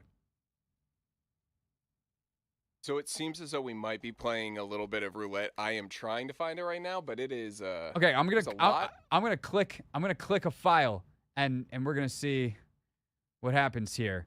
We're always nope. That's an old Never Read the Comments segment. That's not gonna work. This is how radio is made, boys and girls. Let's see. We got with the way Tommy Shepard. Nope, that's an old one. Apparently, where I'm talking about Tommy Shepard. That's no good. You got any? There certainly are a lot of them that are labeled Never Read the Comments. Oh, you want to know what? I think I know where Anthony puts things. This is fun. I'm sure we'll get comments on this. Folder? Let's see. Please be in here. Not my beat. No, that's not it. Oh, there. Oh, wait. Hold on. I think I found it. We tried to warn them. They didn't listen. Yeah! Every week, the Hoffman Show goes into the belly of the beast. We read those comments, baby. Never read the comments. All right, once we get this thing started, this is how it works. You can watch parts of our show. In fact, you can watch the entire show on YouTube, streaming live daily at the Team 980. But then we cut it up into nice segment-sized pieces, and when we post them up on YouTube, at Craig Hoffman and at the Team 980, you leave comments. We go through them. We read them, the ones that we think are either fun, interesting, entertaining, terrible to respond to, worthy of response, something that elicits emotions from our one-person panel that is me. We read during this segment at 5:30 on Thursdays, and thus, here we go. Matt, any questions on the premise of the segment? No, I get it. Comment section is always where the most... It's where hopes go to die, Matt. It's where most constructive criticism always is. No, it's not. We're going to get to constructive criticism and a lack of constructive criticism in this segment, in fact. Okay, let's dive in with some thoughts on what has been the biggest story in Command Land this week, and that is Jahan Dotson's status on the roster. This one from 6RR Chris 723. Oh, how I've missed reading screen names. 6RR Chris 723 says, if we're putting Jahan on the bubble/hot seat, actually feature him. He played all those snaps versus the Jets and was targeted 3 times, 2 of which he caught. The other was airmailed and he fell down. Besides that the QB never looked his way on tape. You can say, well, he wasn't getting open, and that's where I push back. He was open on a slant and a sit, but the QB worked the other side of the field. So how about we feature him versus Miami and see if he takes advantage of it, then put him on the hot seat. Here's what I would tell you, Chris. This is about way more than a preseason game. And this is where I think fans can get in trouble with their opinions on certain things when they judge it based off 100% of the data they have. And by the way, when I say fans, I should include media here too. I will mea culpa. We can only judge based off what we see and what we hear. And fans have the least information by nature because you guys can't go to the same amount of practices that we can as media. But even then, we are not in the meeting rooms. We are not in whatever other situation. We're not in the walkthroughs. Like, we also can only watch one particular player and we get no replays versus them watching every single drill, every single snap, every single team rep, every single individual rep on tape. Because if you think they just watch the team stuff, no, they'll watch the individual drills. They'll watch routes on air. And if you're not doing the stuff you're supposed to there, where it's impossible really for us from the sideline to have any real judgment unless you know the exact route and the exact timing and the exact number of steps or whatever of that drill, they know all that stuff. And so if you just are thinking that Jahan is in hot water or whatever phase you want to put him in based off of the preseason game, you are kind of missing the point. This is based off a continuing lack of satisfaction with his performance in all aspects of training camp. That is why he's playing all those snaps as opposed to hanging out with Terry on the side, being like, la-li-da, we are wide receiver 1 and 2, and everything is great. So, yes, is the ultimate test the game? Is it perhaps the biggest piece of information, either a joint practice or a game? Absolutely. And would I like to see Jahan Dotson featured more if that's the case and see what happens this weekend? Yeah, I would. But I also do kind of laugh. I will say Chris, if Chris is correct and he was getting open regularly, then fine. But he's got to get open in timing. He's got to get open exactly when he's supposed to. And sometimes you're open on the backside of a play because the corner realizes it's the backside of the play and he's not really trying that hard. So there's that. But I do sometimes laugh. It's like, well, wide receivers never getting the ball. And I'm like, well, part of his job is to get open. So there's that. And I think sometimes one of the issues that we've had with Jahan, or that they've had with Jahan, is when he gets open. If you need to be open now, getting open now doesn't help you. You have to play with more urgency, and that's been an issue for Dotson. As for the rest of the wide receiving core, Jordan Varian 6489 responding to the news that Martavis Bryant has signed with the Commanders, which of course he did. And we were talking about, what is his chance to make the roster and all that kind of stuff. And Jordan makes what I thought was a very, very good point. I personally see the Martavis signing a little different. I think his size brings a different look for Forbes and St. Juice for when they guard some bigger wideouts in season. If he stands out in practice and makes the team, great. If not, he still provided good value and gave our corners a look that no other wide receivers on the team can. I think this is exactly right, actually, in reading through the full comment, because that two things can be true at once. They can be taking a flyer to see if he can regain some level of form that he had as a rookie 10 years ago. He was a rookie in 2014. It is 2024. He has not played since 2018. But if he can regain that form, and by the way, he's in much better shape to do it, literally. He was 230 pounds last year on the practice squad in Dallas, and now he's down to 208. So he's back down to his true playing weight. His fitness is high. Like, he's ready to give himself a shot. And who knows? Maybe he makes this team. There's a physicality he plays with that this team could use, and a veteran savvy, perhaps, just a maturity about him at his age and everything that he's gone through, that if that maturity is there, this receiver room could use that. He's the oldest guy, I think, him and Crowder. I think he's older than Jameson. Jameson has looked like he's the oldest guy in the receiving room since he was drafted. But that's just the beard talking. But Martavis is 32 years old, but he doesn't have a lot of mileage on his legs because he hasn't played. But we saw it on a screen pass the other day. Like, he locked onto a corner and drove him out of bounds. Like, he's a big, strong dude, and he's got really good speed. So if he makes this team, great. But there are worse things you can have on your roster to prepare for practice squad purposes, which is where he would ultimately go if he doesn't make the team. Like, they will keep him around, it sounds like, to simulate CeeDee Lamb. Hey, we need a big, fast, strong guy to run routes. Martavis, see how this is drawn up on paper? Go pretend you're CeeDee Lamb and go do it. Okay, cool. All right, this week, get your LeBron shoulder get off me mindset, because you're A.J. Brown now.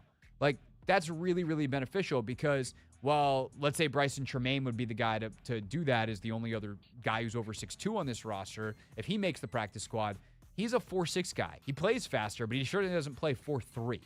So if they can get a guy who plays that big, that fast, that strong, even if he can't really execute their offense on the level that they want, to at least be a practice squad guy, like, there is huge, huge, huge benefit to that. So I thought that was a good one by Jordan. Continuing on Never Read the Comments, our guy Glenn Smith 491, frequent viewer and commenter, Talking about Emmanuel Forbes. I thought this was interesting. He said, what freaks me out about Forbes is that his weaknesses are what I thought would be his strengths, and his strengths are what I thought would be his weaknesses. For example, he has shown poor ball skills, but solid cover skills. Emmanuel has actually done a really good job in underneath coverage. And what I would tell you is that's actually not surprising. I think the lack of ball production is really surprising. But part of what made him, I think, special in college is it's not like he's picking off a bunch of deep balls. Hey, it's 40 yards down the field, go up, high point it, get it, right? And I think of a guy like Diggs a couple years ago with Dallas. Like, teams targeted him, and he gave up a ton of yards, but he also got picks because he was really good in those situations. And not all of his picks came that way, but he had more than a few. Forbes is a guy that would jump a lot of stuff. Like, his quick twitch, I'm dropping, I'm in my crouch, like I'm getting now, plant my foot and go and jump a route is excellent. And I think what's happening is some of those same recognition skills and some of those same like quick twitch, change of direction skills are on display, but things are happening a little bit faster, right? And so if it happens a little faster and you in college you were able to jump that route, now you're a half second slower relative to the play. And it's not that it's actually a bad play, but you're not going to pick that off. You're just going to make a tackle upon impact. Or maybe you punch it out. You can't get a clean read to jump it. So I think some of that is happening with Forbes. The thing is, though, he has got to stop giving up the big vertical stuff. And so the fact that he's real sticky underneath, I think, not to say, like, Glenn, you're correct. Glenn, the commenter, you are correct.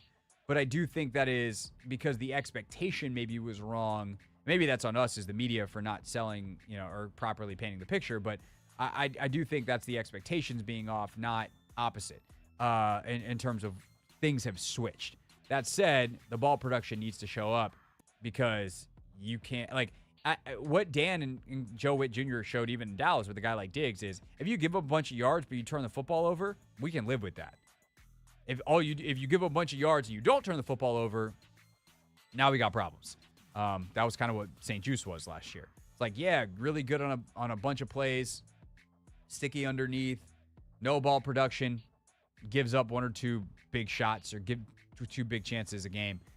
Can't live like that in the modern NFL.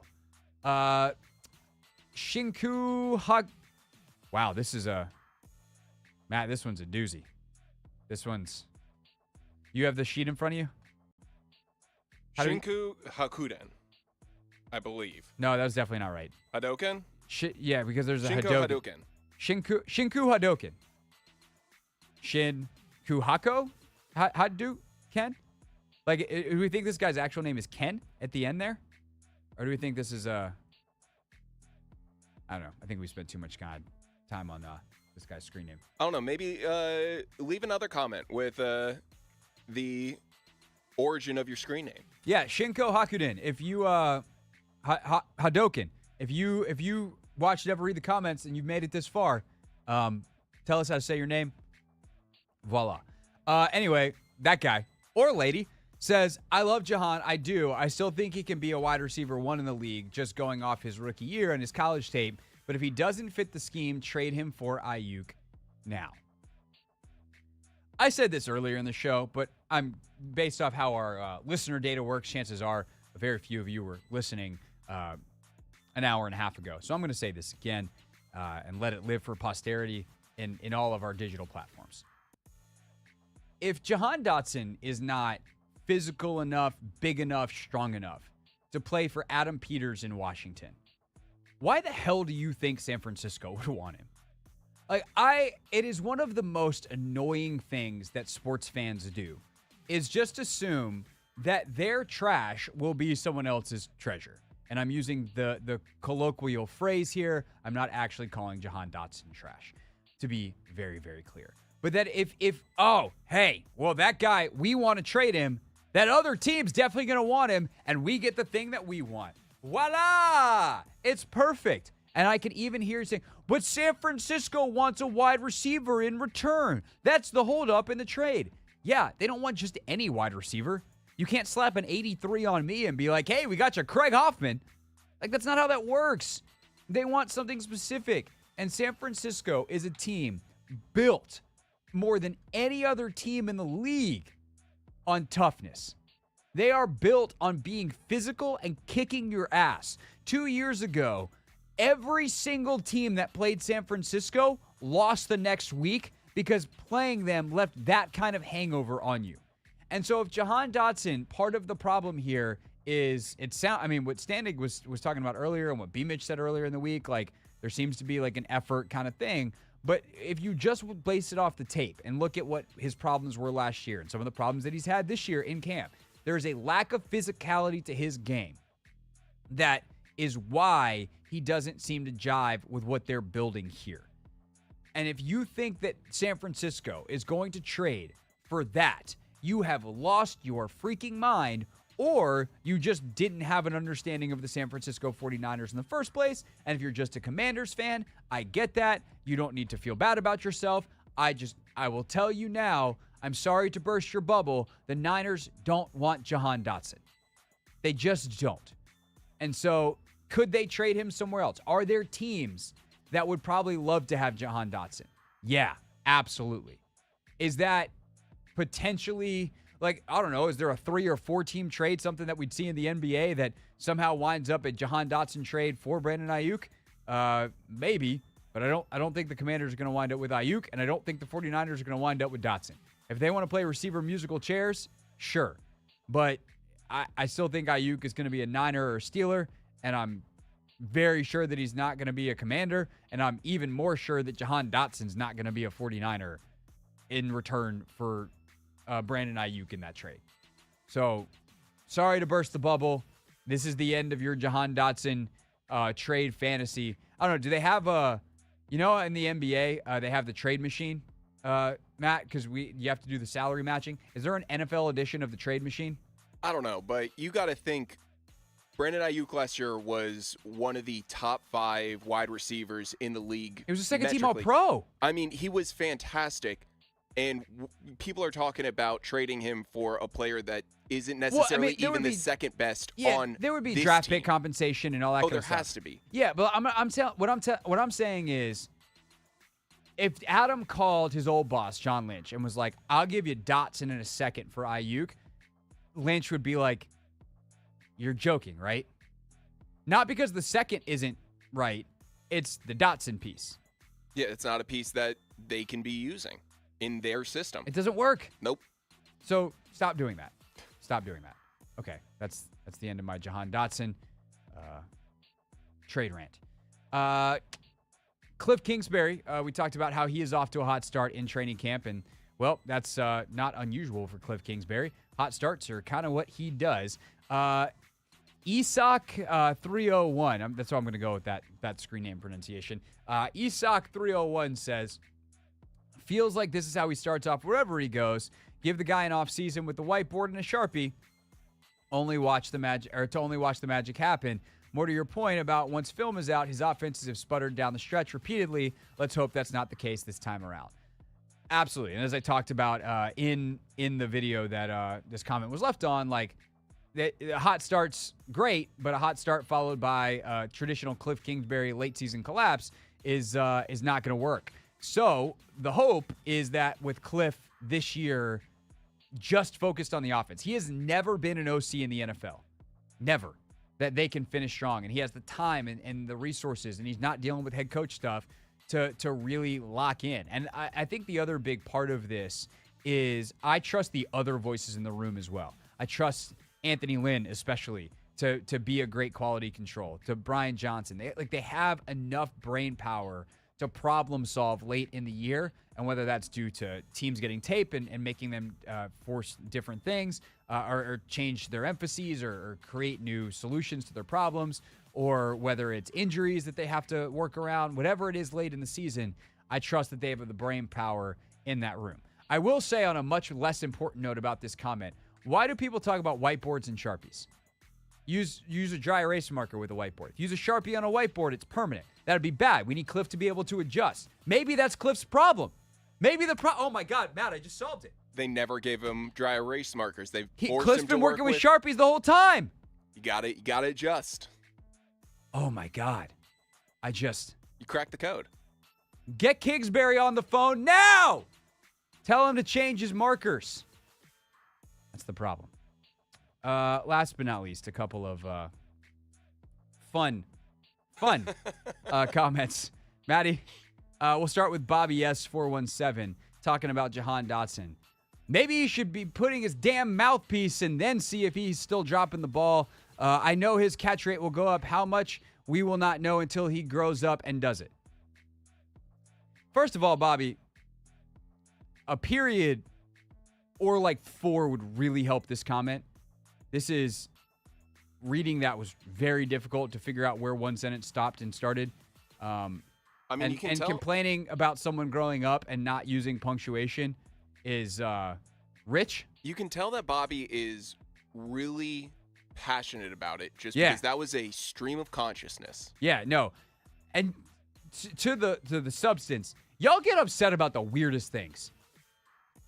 He doesn't put his mouthpiece in. That's why he sucks at football. That's what Bobby's trying to say here. He doesn't suck at football and has nothing to do with whether or not he can catch. What are we talking about? Maybe that's why some people leave comments like this, is because I call out nonsense like that. The millennial car guy, I can say this word on the radio, right? I believe so, yeah. Okay, hopefully. The millennial car guy says, Hoffman comes off as a douche, not likable at all. To which I responded, that's a personal opinion. I actually think that the funnier comment, though, is someone who replied to that with, be careful with Hoffman. He was on the Drake May bandwagon real heavy before we picked JD. One, I've talked about this a lot. This is not the most important thing. Actually, it probably is the most important thing. That's not true. And people that are saying that are the most annoying people on the internet. So I was not real heavy on the Drake May bandwagon. I was very interested in learning more about all of the quarterbacks. But I've gone on that rant many times. The part of this that I find genuinely hilarious, Matt, be careful with Hoffman. What does that mean? What are you being careful of? Am I going to come to your house? I don't know. You got to be wary because you're going to give some real interesting takes. Hey, DMV Bay 2535. Boo. Ah! Like, what do we... Be careful? I don't know. Maybe it's because you went to Syracuse? I don't know. Maybe... I don't know. Maybe he went to Georgetown. I'm trying to figure out some kind of a through line. 552 in Georgetown still? Never mind. I don't want to get in trouble. Be careful. Honest to God, if you have made it this far in this segment, DMV Bay 2535. What? Be careful of what? What do you think I'm going to do to you? Even if I proverbially, metaphorically bite your head off on the internet. Whatever. Who cares? Also, your opinion sucks. Boo. When we get back, it's our Pick 6 at 6. The 6 biggest storylines from the day in Command Land. Washington down in Miami practicing against the Dolphins. Boo! It's the Hoffman Show on the Team 980. I'm an idiot. We're also live on the free Odyssey app.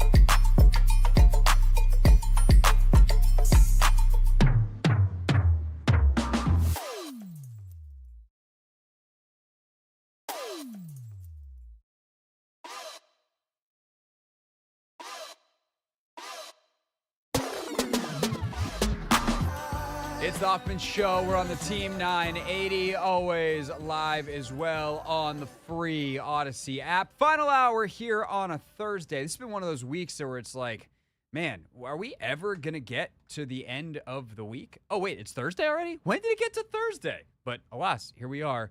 It's Thursday. And coming up at 6:30, got a listener email. We were going to do this yesterday, then we ran out of time. But I got a listener email with some good questions in it, Commanders-wise. So we will answer them at 6:30. But at 6 o'clock on a Commanders training camp day, especially one as important as a joint practice, you know we got to get you caught up on the latest things you need to know. It's time for a Pick 6 at 6. The 6 biggest Commander storylines. It is caught! Delivered at 6 o'clock sharp. It's the Pick 6 at 6. We set out to find a leader, someone who could take this franchise to the next level, and build an elite team that consistently competes for championships. All right, the biggest thing that kind of came out of today really happened before practice, and it was Dan Quinn's comments on Jahan Dotson. We want to let you hear it straight from the horse's mouth. Number 1. So Quinn was asked straight up by Sam Fortier, what is the competition at wide receiver 2? Like, what are your thoughts on that? Where are we with that? And the Commanders head coach responded by saying, actually, Maddie, can I have you play these bites because I'm playing the other thing? Responded by saying this. I would say we are right in the middle of it. And so you'll see a lot of guys in today. You'll see 2, 3, 4, 5. There's a lot of guys that are really battling. I've been really impressed with Olamide, and I thought he's had a really strong camp.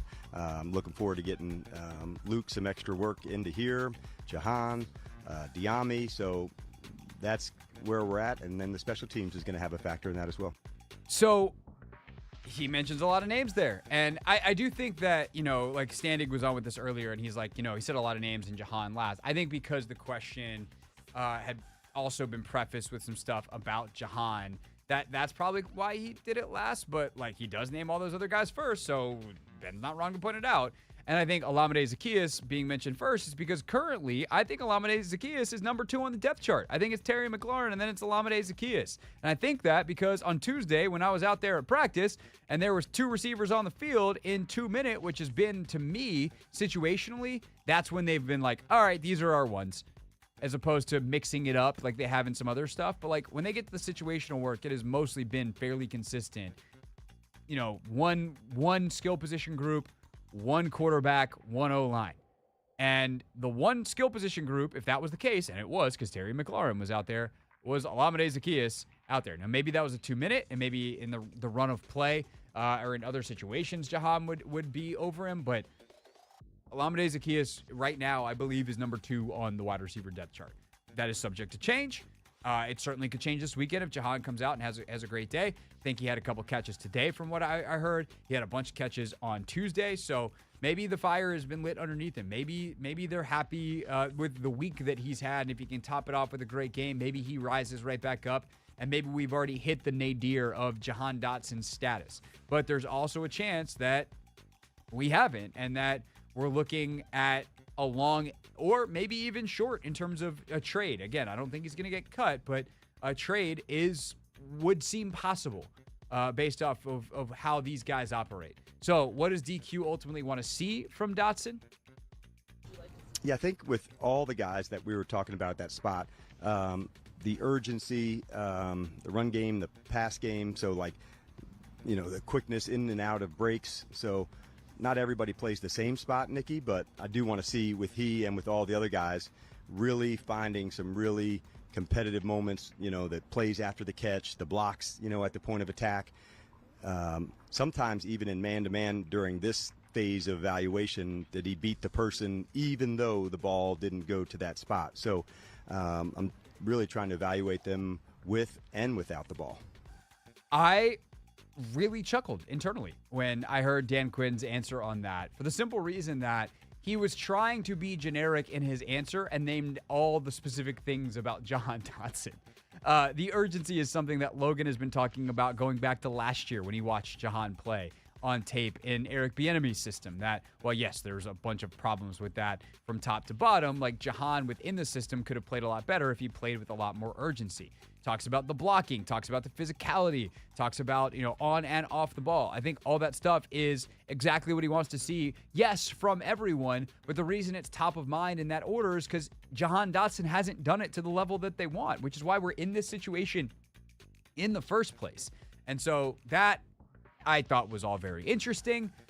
We will see ultimately how this continues to play out. But that's the rubric. Now we get to all grade Jahan, and most importantly, they get to grade Jahan on it. Number 2. All right, second up in our pick 6 at 6.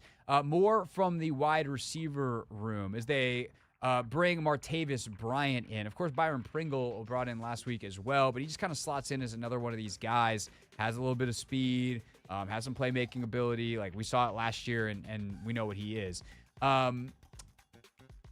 So what does DQ want to see from Martavis? And will we see Martavis Bryant on the short turnaround on the field on Saturday? We do. We'll see where we can, Nikki. And much like Trace to say, what plays can we do? And so the easy thing there is, as you're getting to it, say, these are the handful of plays that you'd feel comfortable calling with he and Trace in, and that way they can perform fast too, because that's important for us. We're not going to put a guy out there that's not ready to compete and perform. So if the package can be learned by Saturday in a very small amount, then we'd be willing to do that for sure. I have a hard time thinking that he's not going to be on the field on Saturday for the simple reason that if he's on the field in practice, there's got to be some small package of plays where they can get him out there and be useful. I mean, it's kind of as simple as that. And I think that even if he's not getting a lot of targets, if he is, just blocking, like he's a guy that has shown already like what he can do in terms of size, speed. Makes a catch or two in practice the other day, and the play that really, I've talked about this already today, but the play that really sticks out to me is he like latched on to a corner on a screen. And so if he can be an effective blocker, and we just talked about all that stuff with Jahan in the run game and in the pass game and the screen game, like if Martavis Bryant can just be out in front of, let's call him Jahan Dotson, on a screen and let them have what they want in terms of physicality and size, like that's useful. Throw them out there. Hey, Martavis, you're gonna have 5 plays today.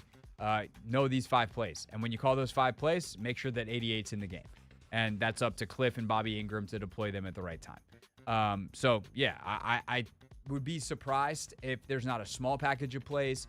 It's probably not going to be a ton, but also like I don't know, man. Trace McSorley got there to Miami last night. I know Trace played for Cliff back in Arizona, but if they're going to give Trace McSorley probably an entire half of football as quarterback, how many freaking plays are going to be in? Can Martavis Bryant not learn most of them? I have a hard time believing that. So I think we'll see 88. That's the point. Number 3.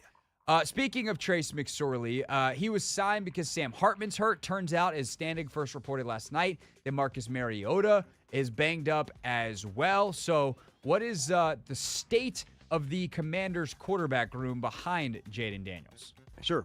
So we'll start from the injury-wise with Sam. So not able to play in this weekend's game. And so Marcus also had an injury of a groin. It's not long. I think if this was probably in the regular season, this would be a guy who would want to go through that. That's not the correct decision at this time for him. So with both quarterbacks who will be down for the game, we thought it best to add to that. And we're fortunate that Trace was available and flew in last night and physical this morning. So let's go. But he will build in some plays. So as we got to the game, there would be some ones that he'd feel comfortable with. So that's where we're at there. I do think it's important to remember then as we evaluate everybody else on the offense on Saturday night in the second half or whenever it is that McSorley plays, that they're dealing with a very limited playbook. And again, this is why I think like you can get Bryant out there because can you just treat or teach Bryant and McSorley basically the same group of plays, and when McSorley takes the field, like that's what you got. And it's worth noting that I saw one of the reporters tweeting that after practice, McSorley was working with Bryant. So, like, he's trying to get that extra work in as any guy in his position should. And one of the guys that's helping him is the new wide receiver who's kind of in the same position. I mean, Bryant has a chance to make the team. McSorley does not. He's here to be Sam Hartman's backup. He's QB4's backup. But at the same time, like, if he impresses, like, would they put in a good word for him elsewhere? Would they potentially keep him on the practice squad, just have another quarterback in the room if they like his brain? Maybe. Who knows? All right. As for the quarterback that we all care about far more for the long term, all due respect to the local product and Trace McSorley, but we all know Jaden Daniels is where we have our eyes. And once they got into the actual practice, Jaden Daniels was absolutely killing it. The Miami reporters, it was fun because I follow a bunch of them. I used to do some work for our sister station down there, or what used to be our sister station. I don't think it is anymore. Anyway, I used to do some shows down in Miami, and following some of the reporters that I used to follow down there, they were like, man, this rookie is insanely good. And it definitely started with the first period, which was a red zone period where Jaden Daniels at one point threw not 1, not 2, not 3, not 4, but 5 straight touchdowns. That is hard. And he definitely impressed a voice that'll sound quite familiar because it belongs to new Dolphins corner, old Commanders corner, Kendall Fuller. A chance to see the rookie quarterback in Jaden Daniels. Your thoughts on the young fella? I like him, man. I haven't watched the tape yet, but just how he carries himself. He looks like a pro. It looks like he has an edge. Look like he trusts in his ability a lot. Even just looking on YouTube, social media, I heard about him checking a play in the first preseason game, and to be able to have that confidence as a rookie to go out there and play football. Because at the end of the day, a lot of times we rely on X's and O's, and then sometimes you just got to play football. So I'm excited to compete against him on Saturday and hoping that he has a good future. That sound courtesy of Nikki Javala at the Washington Post.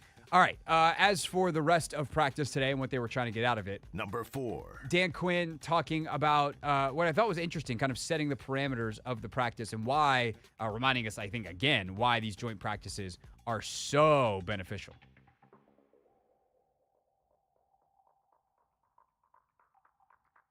In 3, 2, and Matt's computer is giving him... No, it's a great question because in the preseason, you actually want to put people into the hardest looks and the hardest matchups. So there's times you'll want to do some things just to, put some stress onto a call or to a person in a coverage or whatever that might look like. And so to see, the different elements offensively, defensively on teams, I think it's a great test. And these are at practice, perfect times to do that. And play man-to-man coverage, play a zero blitz look, play things that maybe you wouldn't normally do just to, really emphasize the stress and the evaluation of that play or that player. So I am really in favor of these practices. I think they make a lot of sense. And having to do it one day, then the day off, and then the practice, it really times up well. You'll see some players get a lot of reps today and then not many in the game, and then some very few today and get a lot in the game. And also, there's a good selling point for that, for the player that's going to get few today. Saturday's coming, and you get a chance not only to perform for our team, but potentially for 31 others to show what you can do. And so I think there's a lot of value in that. I think that's really cool insight from Quinn, not only because it's pretty clear that end part there, right? Like, they're getting their top dogs ready for the regular season today in practice, right? That's what today was about, because they don't want those guys on showcase for everyone else. They want that to happen behind closed doors where other teams can't see it. And they want to get good on good work to get as ready as you can for the regular season, because those guys are going to be on the team. And there's going to be a bunch of dudes that are going to play this weekend that are going to get a lot of minutes that aren't going to be on the Commanders. And if another team wants to go sign them, like Dan Quinn and Adam Peters will be like, hell yeah, we'll write you a letter of recommendation. Go on. Like, be great. We don't want to hold you back, but we just don't have room for you here. And so the showcase part of it is one thing, but I really appreciate the beginning of that answer, because it gives us the kind of insight that reminds us why these practices are so valuable, which is if you get burned in practice, like, it really, like, it sucks, but there's no consequence. So you don't lose a game. You don't start down 7-0 on week 1 because you got burned in a practice because you played a coverage that was maybe not the smartest one, but you kind of wanted to see if the guy could do it. And so I think that's actually great, not just like something that's a great evaluation tool and self-teaching tool, if you will, right? It teaches them about their guys, but it's also a really great reminder for us that, like, if a guy is what looks like, especially let's say a defensive back, a really bad day in practice, sometimes it's by design. Sometimes it's because they are giving that guy the hardest possible test, and if he passes it, we probably don't think twice about it from the outside because we're like, oh, what? Hey, the ball never even went there. We don't even think about it, right? But if all of a sudden guy gets 3, and I'm not saying that, like, actually let's excuse everything that's happened to Emmanuel Forbes the entire camp, but a guy gets 3-4 balls completed on him, maybe they know they can't actually put that guy in that situation in the regular season. And certainly against a Terry McLaurin caliber receiver. They would never leave St. Juste or Forbes on an island like that. They wouldn't play that coverage in that situation. But they're testing their limits. And I think that's something that I've really come to appreciate about quarterbacks, especially veteran ones that I've covered over the years and other ones that I've heard talk about it, is like sometimes the best quarterbacks will throw 5 picks in a training camp practice because they're trying to see what they can get away with. Like, oh, okay, this play's new to me. I've never run it against this coverage. Can I fit this ball in this window? Nope. Okay, note to self, don't throw that one. Let's not throw the slant here. Let's not throw that second-level dig because I can't get it over the linebacker. Not in this coverage, not with that play, not with this timing, not to that receiver, whatever the myriad of circumstances might be. But it's practice. That's what practice is for. And so I think that's a really interesting and great quote from Quinn because it's a reminder that, yeah, today they were going to make certain guys go one-on-one with Tyreek Hill. And in Mike Sainristil's case, he did fine. Would they do that in a game without knowing? No. Would they do that in a game with knowing? No, because it's a game of odds. But at least they know, like, hey, if Mike Sainristil can go one-on-one with Tyreek Hill, like, that opens up our options from a coverage standpoint. Maybe allows us to bring an extra blitzer because we can trust him on the back end. So there's a lot of stuff that you learn about yourself, and you can do it in these joint practice settings, especially because you get to see some different personnel. The other team doesn't know you as well as you know yourself 2 weeks into camp, et cetera, et cetera. Okay, last 2 things real quick in our pick 6. Number 5. The one thing that I've found very interesting is that this defense in training camp has not created near the number of turnovers that we thought. Dan Quinn asked today about creating more with his secondary. Yeah, it's important, and I think it's every day talking about it, thinking about it. At the spot in practice, you have to, is this one I can go take a shot on, or do I have to stay on top of? And so having the discipline to do that over and over again, it's something that you need to work on. And so for me, the tackling and the ball hawking defensively is a big piece, just like breaking tackles and, ball security on offense. So those 2 things are always kind of at the front of my thinking, and lots of examples that I showed to the team, they come from those 2 topics a lot.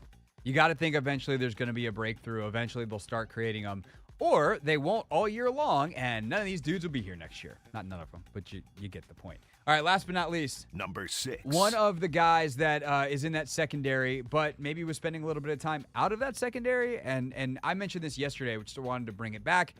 Dominique Hampton, 5th-round pick, big ol' hoss, safety, but playing a lot in the box. And Albert Breer had a note in his notebook from his trip to Ashburn on Tuesday that they're converting him to linebacker. And I was like, I actually don't think that Breer heard that correctly because I've seen him playing safety all camp long. But he's playing this kind of dime linebacker role where there's one linebacker, by number, by trade, if you will, on the field. Frankie Louvu, Bobby Wagner, whoever. And then you have Hampton and 2 other safeties and 3 corner, like Sainristil is out there, like, but Hampton's playing in the box, and it's kind of this hybrid role. And so I thought it was interesting this morning when Ben Standig was like, oh, he's in some of the linebacker drills. Not that those skills don't translate, so it would make sense too. So I asked Standig when he joined us at 5 o'clock for Not My Beat, what's going on there? Here's what Ben had to say. Yeah, so I sort of followed up with what Breer said, because he made it sound like Hampton was transitioning to linebacker, whereas, and I think you would probably agree, Jeremy Chin will play in the box at times when they go to a dime or whatever. Exactly. And so he's essentially being a linebacker, but not really. So is that what we're talking about here? And, what I got was, it's still a guy in Hampton who's going to do, multiple safety positions and play in the box a bit. He's a big guy, 220.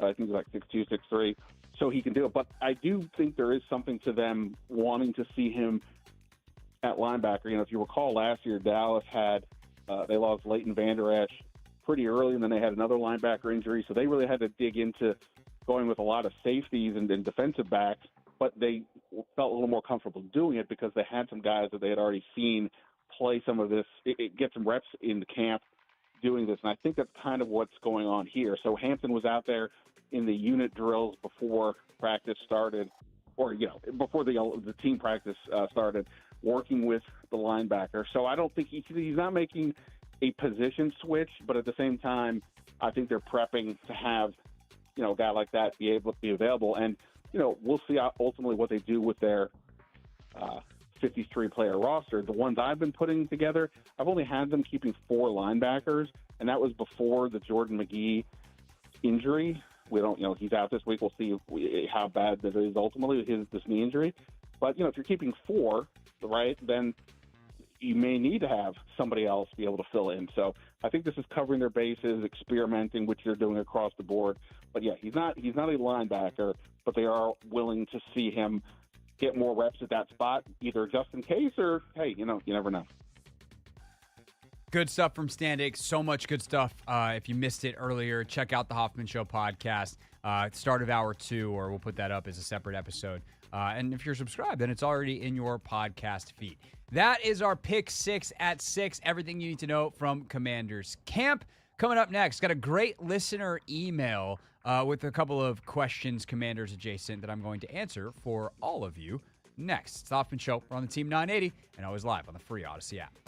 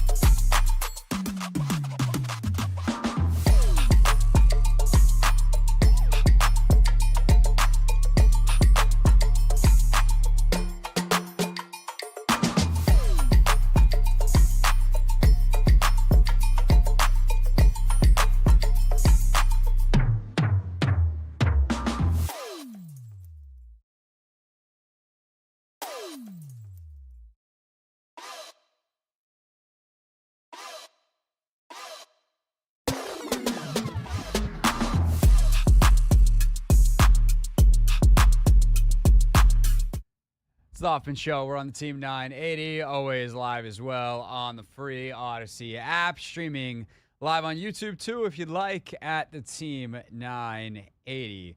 I will say, I love this song. I love Holy Grail. Matt, it's just so heavy and epic. Now I feel like this segment is just going to be a disappointment because how could I possibly live, unless I put on a concert right now, like how am I going to live up to that?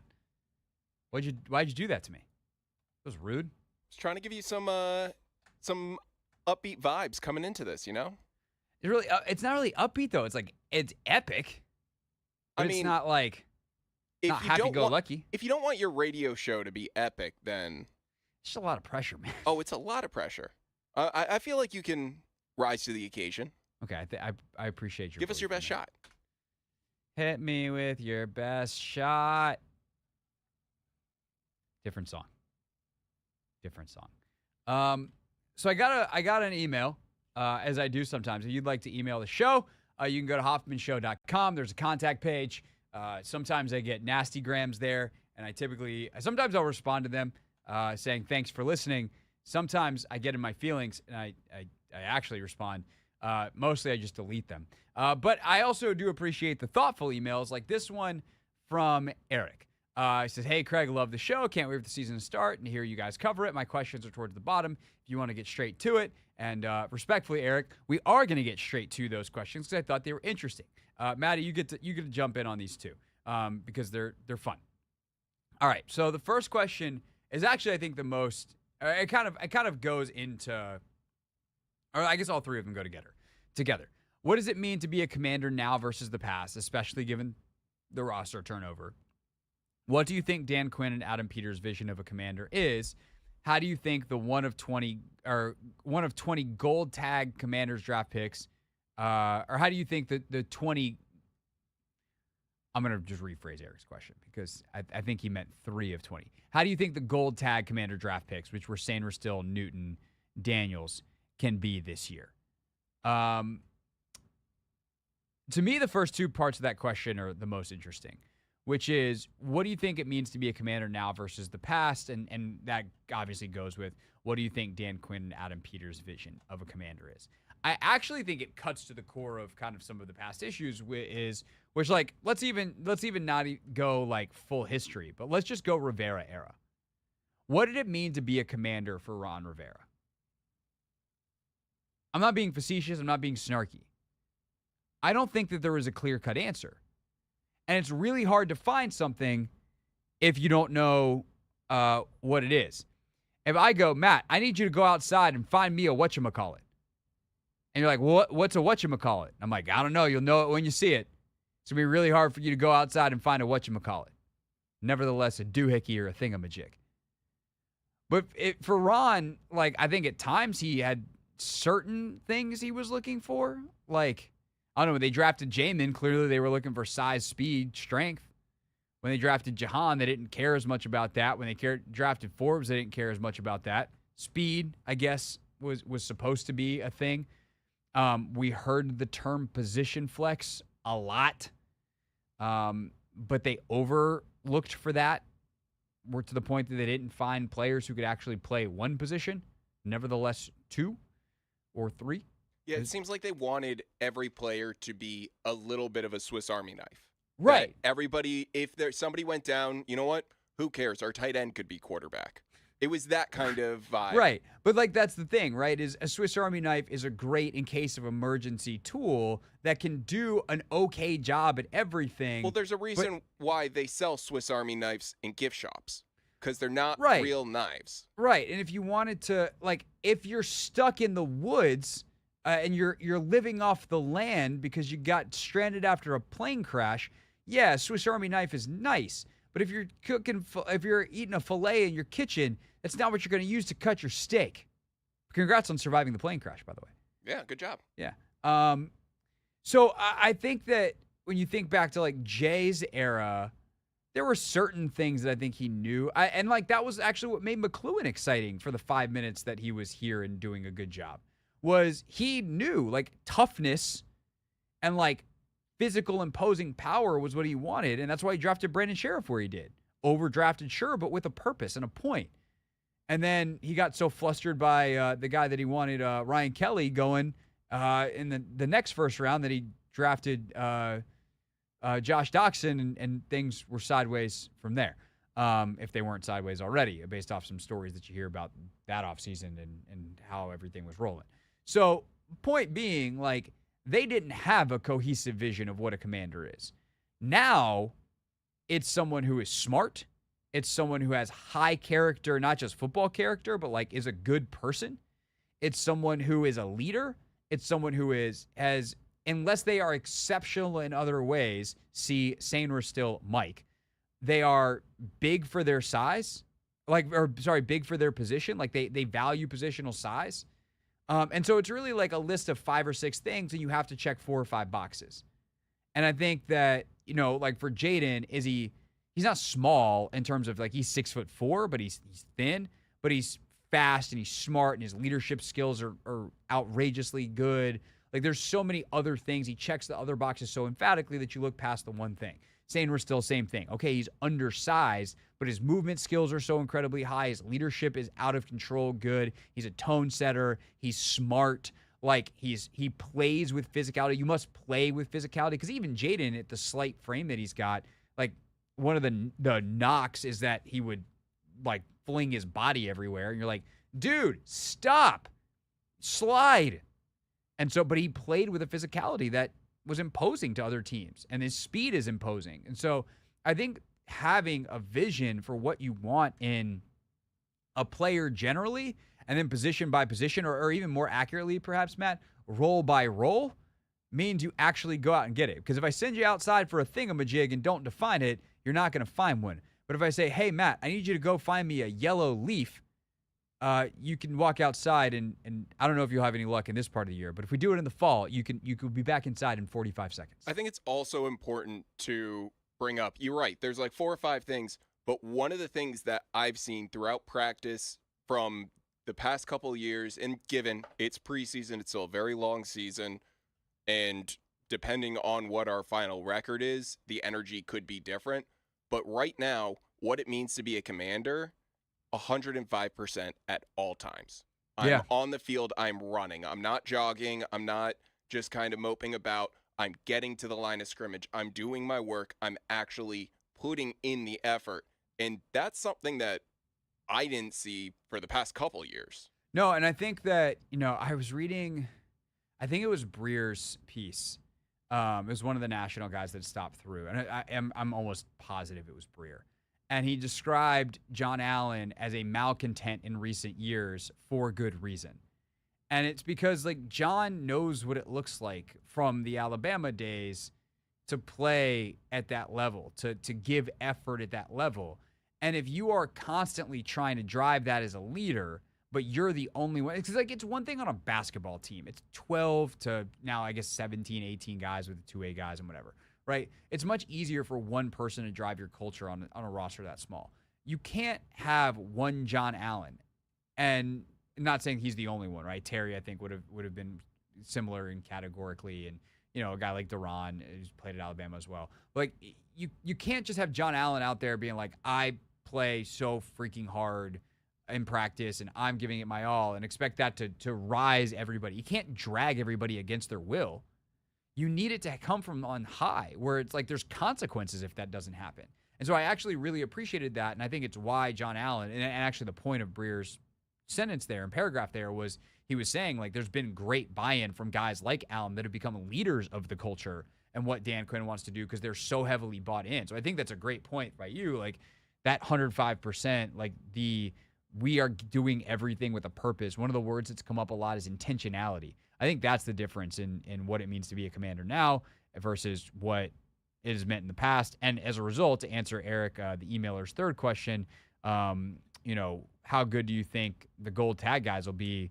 I think Sainer still is going to have a very solid year. He'll have his moments. Same thing with Jaden. Newton, I'm a little less high on just because he can't seem to stay on the field, and I'm a little scared that he might just be battling stuff and he might need a reset. So either they're going to give it to him and he'll get out there and eventually it'll be later than we want, but he'll play and play well because I think he's talented and can play well from jump based off of his position and what they're going to ask him to do, or it could be a very painful year, hopefully not too literally, for Jahan Newton. All right, that is a question from listener Eric, who emailed us, which you can do at hoffmanshow.com. Click on the contact page, fill out the form, send your question. Maybe we'll answer it on the air. Maybe I'll send you an email in return. Maybe I'll do both. When we get back, we wrap up the show. Real things, real people said, into real microphones.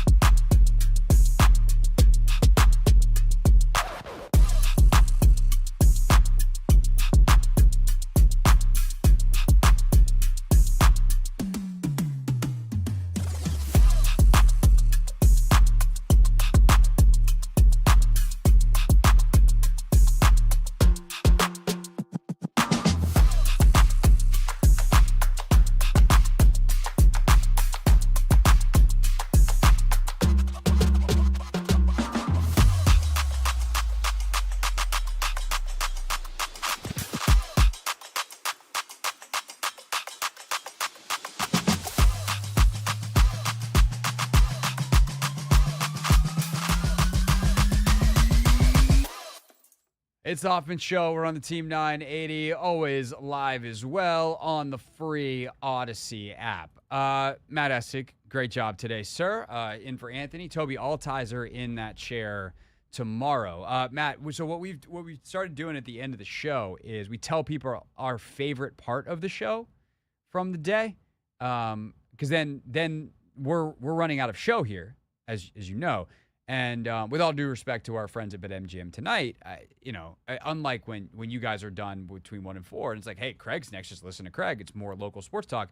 They have the national show, and that's great. If that's what you want to get caught up on everything, keep listening. BetMGM tonight. But if you want more local coverage, now's your chance at 7 o'clock to flip your Odyssey app over to the podcast section, or whatever you want to use for your podcast on your Apple CarPlay or your Google CarPlay or whatever other playing you do with your car. And you can listen to our show's podcast. And we would like to give people a specific recommendation, our favorite thing from the show today. So, Matt, what was your favorite part of the show today? I think that my favorite part of the show had to have been our early conversation with Steven Goff. We don't get to talk a whole lot about soccer on my normal show, and with Russell's not proper footballing. He's not really in it.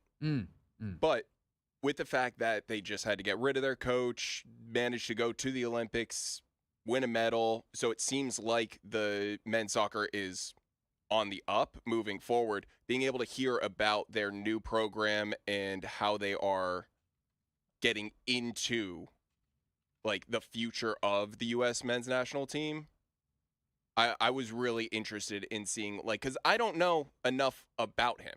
So being able to hear a little bit more about his experience, where he was managing or coaching. Yeah. I mean, yeah, it's interesting. Yeah. So men did not medal at the Olympics. And also I thought they got bronze. No, they did not make it that far. Morocco won the bronze. That was it. At the Olympics. But they did have a couple of nice performances. Obviously the men's program and the men's Olympic program is a little bit different with it being the U23s and everything. But certainly it was a better result than they had at Copa America with the full team. So there's that. But yeah, getting to learn a little bit more about Mauricio Pochettino and why U.S. Soccer coveted him. That was at 4:30 with Goff. I think my favorite chat, Standig, was awesome today. Ben's always really good, but he had so much detail on some of the stuff from practice and some of the kind of ongoing storylines and kind of the chat about the range of options for Jahan Dotson right now. Standig, 5 o'clock, start of hour 2. Just go to the Hoffman Show podcast. And Matt, I will give you a bonus opportunity here quickly. What was your favorite thing from the Russell Show today? If people would like to listen to some of the podcastage from the Chris Russell Show. I think the best thing from the Russell Show today, Michael Phillips joined us. Always great. Yeah. One of our favorites. There was specifically one quote that he said about Jahan Dotson, and specifically when he broke down the fact, and I think you've mentioned it too, that twice this week, people have asked about wide receiver 2. Twice he's brought up another player behind Jahan Dotson. Yeah. And Michael Phillips pointed out, hey, if you're not being brought up as your number 2 guy, this is no longer like, hey, you might have a problem. There's issues. Right. 100%. Yeah, Phillips is great. Always very clarifying as well. So check that out in the Chris Russell Show feed. All that's available in the Odyssey app and all your favorite podcast platforms. Okay, the other way we end the show is this. We've been doing it from day one. Real things. We're not going to be so this year. Real people. 5 and 11. Not very good. Set into real microphones. You know, the culture is actually damn good. All righty, then. We got Olympic champion Gabby Thomas is our Real Things nominee for today. Gabby was on the Today Show, I believe it was, and was talking about how much she runs, which for many of you, I think will be a surprise at how little she runs. I mean, the furthest I will run is 1 mile. That's it? Yeah, we do a mile in the fall. It's a gut check. So we do it to tap into your mental side. Can you finish a mile? And I know that's funny because for you guys, you're like, oh, a mile. No, it's really difficult for us. Yeah. So. Is it because for that short amount of time, your jets are on, and so to try to sustain that? It's a different type of training for the sprinting. It's completely different. So we don't get a lot of that mileage in. So 1 is enough for us. All she's got to do is run 200 meters. And she got to do it really fast. And then, like, she'll run in the relays at a 400. Which, by the way, is the 400 is so gross. Hey, sprint a quarter mile. Cool, got it. It's easier when you're that fast because it takes less time. But I remember Usain Bolt once saying he never ran a lap. Forget a mile, which is 4 laps around the track. He never ran a lap. And he's the fastest 200-meter guy ever. And it's just different. Like, you are doing power, explosive movements versus can I sustain speed over time? And it's just different. But that said, what's funny, Matt, I don't know if people fully appreciate this, is most people couldn't run a lap at the world, like at the marathon pace that they run in the Olympics. Oh, yeah. It's a 67-second lap. That is... Like, most people are literally physical, not capable of doing that for 200 meters, nevertheless 400. It's so fast. I mean, just a 67 400 is pretty good. Like, pretty good. That would be as fast as I could possibly run. I would be gassed and embarrassed and probably still only hit, like, 70 seconds, maybe max. Yeah, it's... Turns out Olympians are good at what they do. That's breaking news right there. Yeah. I still think the sickest thing going in track and field right now, like Mondo Duplantis is obviously great, the pole vault and everything, but Sydney McLaughlin-Lavroni running a time in the 400 hurdles that would have just missed the final of the 400 Open is the most grotesque, amazing, unbelievable feat in track and field. She also ran, I think it was like the 3rd fastest split in the Open 400 ever in the relay. It was like 47.7. It was disgusting. Anyway, that's our show for today. We'll see you tomorrow. Have a good one. Go listen to our podcast if you want more yapping.